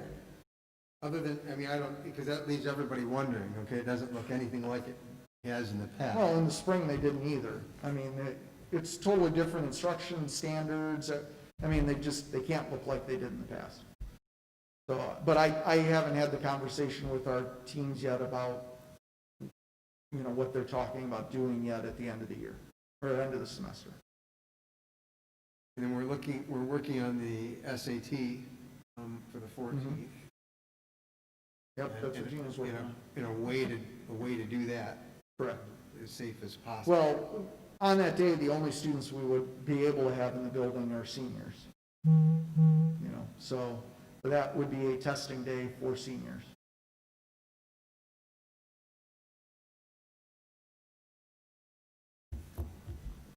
All right, and the last thing we're also working through is the teacher appraisal process and how that works. Because our old teacher evaluation system is all built around seeing teachers teach for a whole class period, you know, and those kinds of things, and some informal drop-ins. So, you know, Ed and Janice are getting into, and our administrators are dropping in and are being invited into remote classrooms right now. But how this works, especially for our non-tenured teachers, we're working through, and we have a meeting scheduled, I think, next week with our appraisal committee to work on this. All right, I know we've taken a lot of questions so far. Are there any left out there? Oh, we weren't supposed to ask until. No, I got them all out of the way in advance. Anything else before we move on? We heard a little from the students in terms of the kind of the how's it going sort of question and response. I'd be curious to hear something similar from the teaching staff. Yeah, that's all coming in that survey information that's going out over the next couple of weeks. So surveys will go to families, to students, and to staff to help us get feedback on how the experience is going. And those surveys are being built by that feedback committee. But certainly we have something ongoing. Yeah, those will go out on a regular basis throughout the rest of the year. Okay. But we have meetings, you know, Ed and Janice meet with their leadership team very frequently, like weekly or sometimes even more often. And that's through the department chairs. That's how we are getting feedback right now through that leadership structure. But we're getting ready to have those surveys that go out so everybody can offer us their direct feedback. So right now, though, certainly we must be receiving emails from parents and students about issues that are going on in their classrooms. And Absolutely. and so how is all that, when we get information, how is that being disseminated to the teachers? Well, we always encourage people to reach out to the teacher directly. I mean, it's the same thing that would have happened if people are in person, right? So if somebody reaches out to me, I usually direct them back to their teacher, or if they're not comfortable talking to the teacher, then the department chair. If that goes nowhere, then the building level administrator, and we work through the chain of command, just like if it was in person. So is there a general sense that what we're dealing with right now isn't much more different than we, in a typical year, or do we have any sense? No, it's very different, but I don't know, it's hard to tell, Mike, as to whether it's more or less, it's just different, right? The types of issues are different, the type of discipline issues are different, attendance is all different, parent concerns. You know, parents, a lot of times are working at the table right next to their kids. Yeah. The stuff that they're hearing and providing feedback on is very different than a school year when I a understand. student comes home with, this is what happened in class. Now it's, this is what I heard in class. So so what I'm hearing right now, we are now, are we 4 weeks in? How many weeks in are we now? Of remote learning? Yeah. But, How many weeks have we been doing the remote schedule? right. What was that, Janice? 4. 4? I don't know, it feels like 40 years right now, Mike, so it's hard to tell. And what I'm hearing is getting surveys, and it seems, I'm just concerned that getting almost 2 months in before we're Yeah, but, getting information. I mean, if you would have asked 2 weeks ago, nobody had any routine established or anything else at that time. I mean, you got to give it time to breathe and to get into place and for people to get into a groove before you can ask them how is it going, you know. I think we're getting to that point where it is time to do it. Plus, we needed time with the feedback committee to do the work, to build the surveys, to find the right company to do it, to work through all of how the analytics are going to work and the feedback will go. So, you know, in a regular year, yeah, and I am sure that teachers are getting feedback from students and that they're hearing from students, because that's, you know, that's what we're encouraging everybody to do. That's the best way that a teacher on the ground can learn as to what's going on right now, is to seek that feedback. Well, my own personal experience so far, I have my daughter, and it seems to be going quite well. But I have no idea of how representative that is of everyone else's experience, and it just, I think most people are giving us time, and we appreciate that. People are being patient with what's going on. Students are. Your patience out of our students today.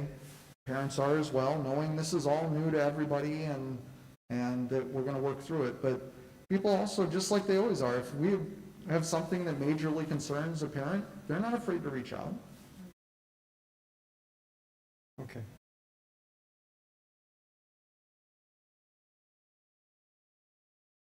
Anything you'd like to hear from some teachers or department chairs? Yeah, we're already 4 weeks in, and Yeah. I don't want to wait another month before I'm hearing back from. Well, Mike, I would assume that if it was horrible, that we as an administration and you as a board would be hearing about it, because our community has not been bashful. So that's been my sole sort of, yes, I certainly felt like with the volume of emails that we were getting prior to our start of the school year, that there's a lot of people that are not afraid to speak their mind. Well, by no means. Like I said, I don't think we have it perfect yet. I think that people are being patient, and you heard the kids, teachers are improving, their experience is getting better. And I think as long as people see it continue to improve, people's patience will remain. But if they see it stagnate or go backwards, people aren't going to be happy with what they're getting.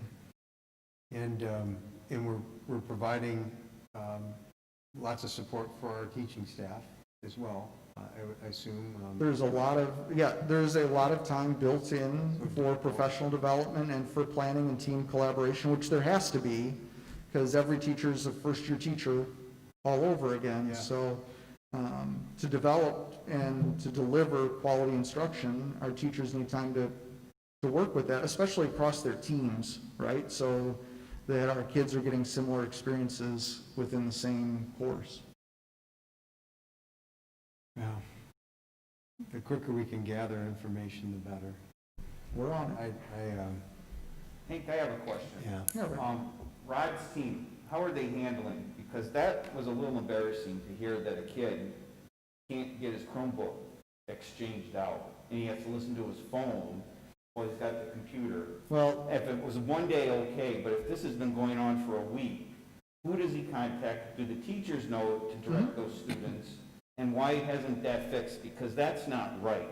With as many Chromebooks as we have bought over the years, he should be able to get replaced or swapped out. yeah, I'm not sure about his particular timeline, but we do have a help desk that's staffed. Our staff has worked, all throughout the week and over the weekends to make sure. I'm not sure about his particular issue, but it sounds like he got a bum piece of equipment and then he ended up drawing a bad card and got another one. For a week, Well, but I don't know, Rick, how soon he reached back out to ask for, I don't know his particular story, but if somebody shows up with a bad Chromebook at school, we give them a brand new one right there on the spot. So I hate to pile on to Rick's situation here, but I can tell you that my daughter's had problems with her Chromebook. Well, individual issues are not indicative of a widespread issue. I'm not hearing of, most kids aren't going to raise their hand if they have an issue. They're going to try to work through it unless it actually leaks out to the teacher, and the teacher may say, hey, I didn't realize you're having this problem, and then forward it on. we have, Most kids aren't going to be calling the switchboard at school saying, hey, I need to... there's a email address that we've told them all, that's the help desk. Every teacher knows how to get a student help, every counselor knows how to. So we have all of the processes in place. The kid just needs, or a parent just needs to let us know when we work through that. And I have not heard, other than the Zoom issues that came up that were either nationwide or the ones related to malfunctioning hotspots that we couldn't quickly resolve, I have not heard of widespread concerns about tech issues across the district. There's always going to be, look, it's tech, right? Right. You're always going to have individuals. There's got to be an avenue where they can advocate. There is. But they're not going to do it on their own. There are many ways in which they can do that, and we continue to publicize that to all of our students. I'd like to know how long he's been working on it like that. I don't know about his individual issue, Rick, Yeah. but I'm not hearing about, I would like to know. I'm not hearing about If it widespread. was a week, it's a week too long. Yeah, like I said, I can't speak to his specific situation. One of the questions I have coming up, and again, it doesn't have to be for next week, but at some point, I'd like to hear more about how, there's a lot of concerns about how we're going to do emotional support of our students, counseling, social workers, et cetera, remotely. And I would, both remotely and with hybrid, it would be nice at some point soon, just to have an update about what's going on in that area. I'd appreciate that. Yeah. I'm sorry, Nancy, I didn't quite. Social emotional supports for our students, just to provide an update on that. Masks are made. Yeah, I know. Masks, and you gotta get a little closer to the. Sorry, I moved this so I could Yeah. stare down the Absolutely. computer. Thank you. No, we're very active in those areas. We can definitely provide an update. Anything else? I know this has been a tremendous amount of work. I'm sorry. Yep. And thank you all. This is not easy. It is a moving target. I am glad, I am proud that we are taking that we are doing things the safest way that we can. And it's not easy. And I do appreciate everybody's patience, both in administration and in staff and in students and in the community, because it has been a hard thing. And I appreciate all the work that everybody has done, because this has just been a tremendous lift. So thank you all for everything you do every day. All right, next item to just quickly go through, the board has been provided these materials, but to just go through quickly here, any master facility plan updates. We're wrapping up Phase B from the summer. You're now sitting in the South Steam Edition. If you go out front, you'll see the new Dunham Drive that's going in place. I think those pavers go in this week, right? Yeah. So this is wrapping up. Bleachers and squad rooms here at South are almost done. Dan and I kind of got a little peek of it last week, but I didn't have the keys to get in, so. What is that, the bottom left? What is that? That is the squad room underneath the bleachers. So that's the space that's enclosed and heated, that students can go, the teams can go into, yeah. And at South, there's Security's pretty good, we couldn't get in. yeah, we couldn't break in. Yeah. They've heard about you, Dan. And it Yeah, looks they like heard about us. there's enough restrooms. Yeah. South Auditorium, you can't drive by the building without missing that. A lot of work underway there. Here's a few pictures of the structure going up with the precast concrete. What's the finish going to be on the outside of that? I can't remember off the top of my head, Mike. I know we've talked about it before, but right now my brain isn't holding that right now. We probably made room for some alternative schedule. I'll have to go back and look. So is that the fly? That's the fly tower. The biggest part of It it is the fly is the fly tower. Yeah, yeah. And then in front of it is the small theater to the left of the image in front of the fly tower, then the scene shop and the dressing rooms, and then all the way over to the right is the theater classroom, the new theater classroom.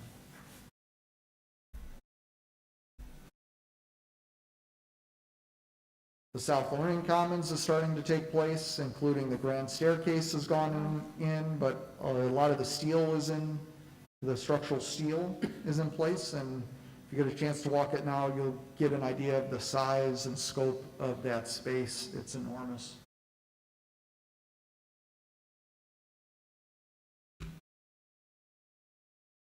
Here's a couple more pictures of the Commons. The one in the top left-hand corner is that grand staircase going up across all 3 levels with study lofts on it.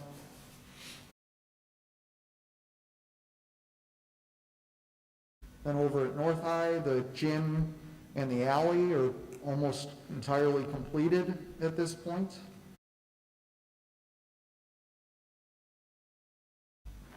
The serving area and kitchen.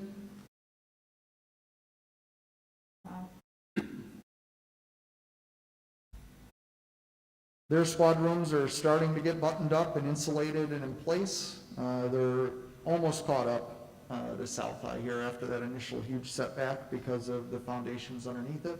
So they've been trailing South High since the start. North Library and Commons. The library is beautiful. Yes. These I added last minute, so the board hasn't seen this, because today they started bringing in the structural steel for the roof. Nice. Yeah, for the roof that goes over it. So I think that's today, the next 3 days, right, that they're doing that. So the crane over there is pretty cool. We had a lot of neighbors out there watching the big chunks fly over the roof today. So in the next couple of weeks, that'll get sealed up and be ready to be worked on throughout the winter. Interesting structure there. Nice. The steam addition, if you drive by that southeast corner, the outside is starting to look complete. The inside isn't there yet, but it'll be there in the next month here or so. But it looks so much better. It's than used to. gonna end up being, people are just gonna wonder, didn't it always look like that? Correct. I mean, The brick matches exactly. Perfectly. Yeah, it's yeah, looking good. yeah. It's looking really nice there, instead of that wart Yep. that was on the southeast corner of the building. All right. Tours are still available if you haven't gone on one yet. I just want to say, Hank gave me a tour 2 weeks ago. It is phenomenal. I suggest everybody ask Hank to take him on a tour. It is just worth it. Any chance that we could have one of our meetings at North? We can talk about it. Okay. Yeah. let me talk about it with the team and see. We're just Okay. working the bugs out here right now, and every time, it's, once again, the dip in the performance. I think you've noticed that this meeting has been easier than the last one was. Yes. All right. So, I just, if we were thinking of doing that, then I would show up early, like we like we did prior, we had a little walk around here before a meeting. it'd be a lot easier for me to lead a tour on a night that's not a board. All right, so I'll schedule something with you then. 'Cause That'd be great. I want to walk around in North. Yeah, absolutely. Yeah, Dan went last week. It is really. It'll all be much nicer with students. It absolutely will. Amen to that. I mean, just the light. That's it for me. Anything more on the master facility plan? Thank you. We'll move on to the reception of visitors. Yeah, hold on, let me pull up the spreadsheet. It's up there, guidelines for reception. This is an opportunity for audience members to address the board on any topic pertaining to Community High School District 99. Is there anybody here who wishes to address the board? Is there anybody calling in who wishes to address the board? We have some responses here. Let me make sure that I have the right date here. All right, we have a few receptions of visitor comments. Christina Paschal. Dear board, the difficulty our kids are facing as time goes by only gets worse. Please do everything you can to get back to school urgently. Then from Gary Baker, I encourage the board to strongly consider some form of in-person learning as the benefits of in-person learning as compared to remote learning exceed the perceived risks of the virus. This has been demonstrated by other schools that have opened already. Thank you. From Beth Baker. As the mother of a District 99 student and someone who works with high schoolers from various schools in DuPage County, I would like to encourage the board to get students back to school for in-person learning. Given the low COVID risk for teens, the extraordinary preventative measures from North and South had planned to implement, the difficulties with remote learning and the increased mental health issues teens are experiencing by being out of school, I think this is not the only reasonable, I think that it is not only reasonable for students to return in some measure, but critical for them. My son's best friend had a horrible experience with technology speaking, such that in order to make it through most of his classes, he's had to do his e-learning at our house. The tech department at North, after repeating contacts, told the student's mother that they cannot find help for their son.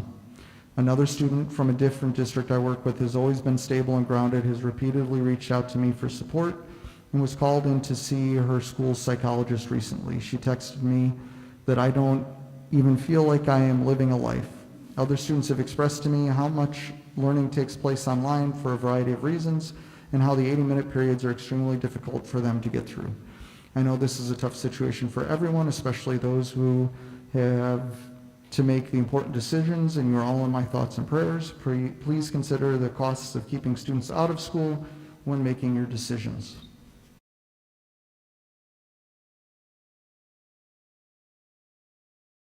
From Maria Thiessen. I want to share a comment from my daughter who is a senior at DGN that was made to me via text during the school day. She stated, I feel like I'm not learning anything in any class. This is an unsolicited comment made from a high-achieving, actively involved student. This should be a concern for every person in the room. She is a student that puts forth effort, works independently, and continually strives to do her best. The model of learning is not working for her.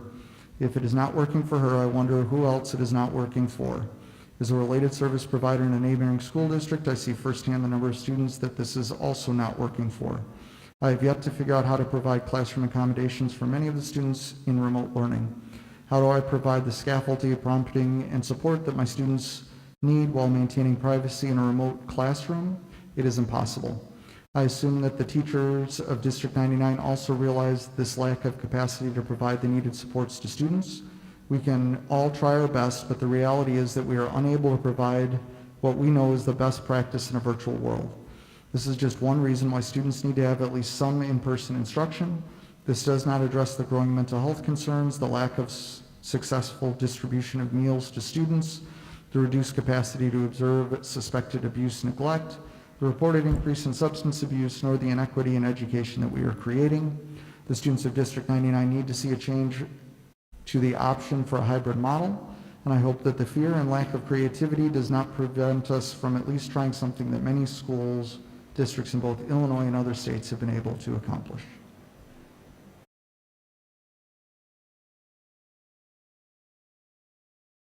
From her Maxie Minstry. Our DGN Junior is a distinct honor student so far as having rough days. 80-minute periods are just too long for the students or teachers to stay focused on learning. What is happening is teachers end up creating breakout sessions to allow students to discuss, whereas the actual instruction is happening via homework to watch learning videos. In short, the school hours are in breakout sessions when students are attempting to have conversations but without really being taught anything. This needs to change immediately if we plan to continue remote learning. Ideally, I hope that we are working on getting back to school in earnest. Yes, there's a pandemic raging, but we cannot cripple our life by fear. At this point, it seems as though we are not even making an attempt to bring students back to school. In short, here's the remote learning changes I am proposing. No class longer than 45 minutes, reduce breaks in between, get through classes from 8 to 1 p.m. Teachers can have office hours between 1 and 3 when students can reach out to them via Zoom, scheduling a meeting, etc. And I am really interested in seeing what attempts the district is making to get students back in school. Waiting for a vaccine is not an acceptable answer. That is all of the comments that were received. Thank you all. We do appreciate your comments, and the emails that we receive are shared amongst the board and administration alike. We're going to move into closed session. Is there anything else you had? No action out of closed session. No action. No, yeah.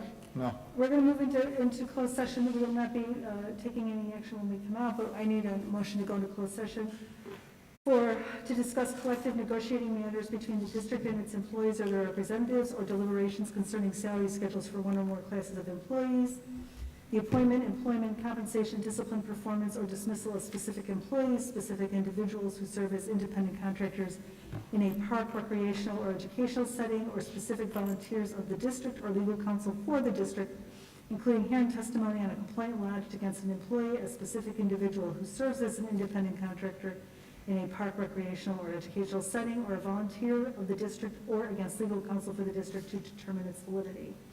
We have a motion. So moved. Terry moves. Second. Cheryl seconds. Thank you. Terry Pavasich. Aye. Cheryl Fuller. Aye. Dan Nicholas. Aye. Rick Pavanato. Aye. Joanna Vasquez Drexler. Aye. Mike Davenport. Aye. And Nancy Kupka. Aye, we are in closed session. We'll take a few-minute break, 2 minutes, Yeah. and we'll resume. One meeting down the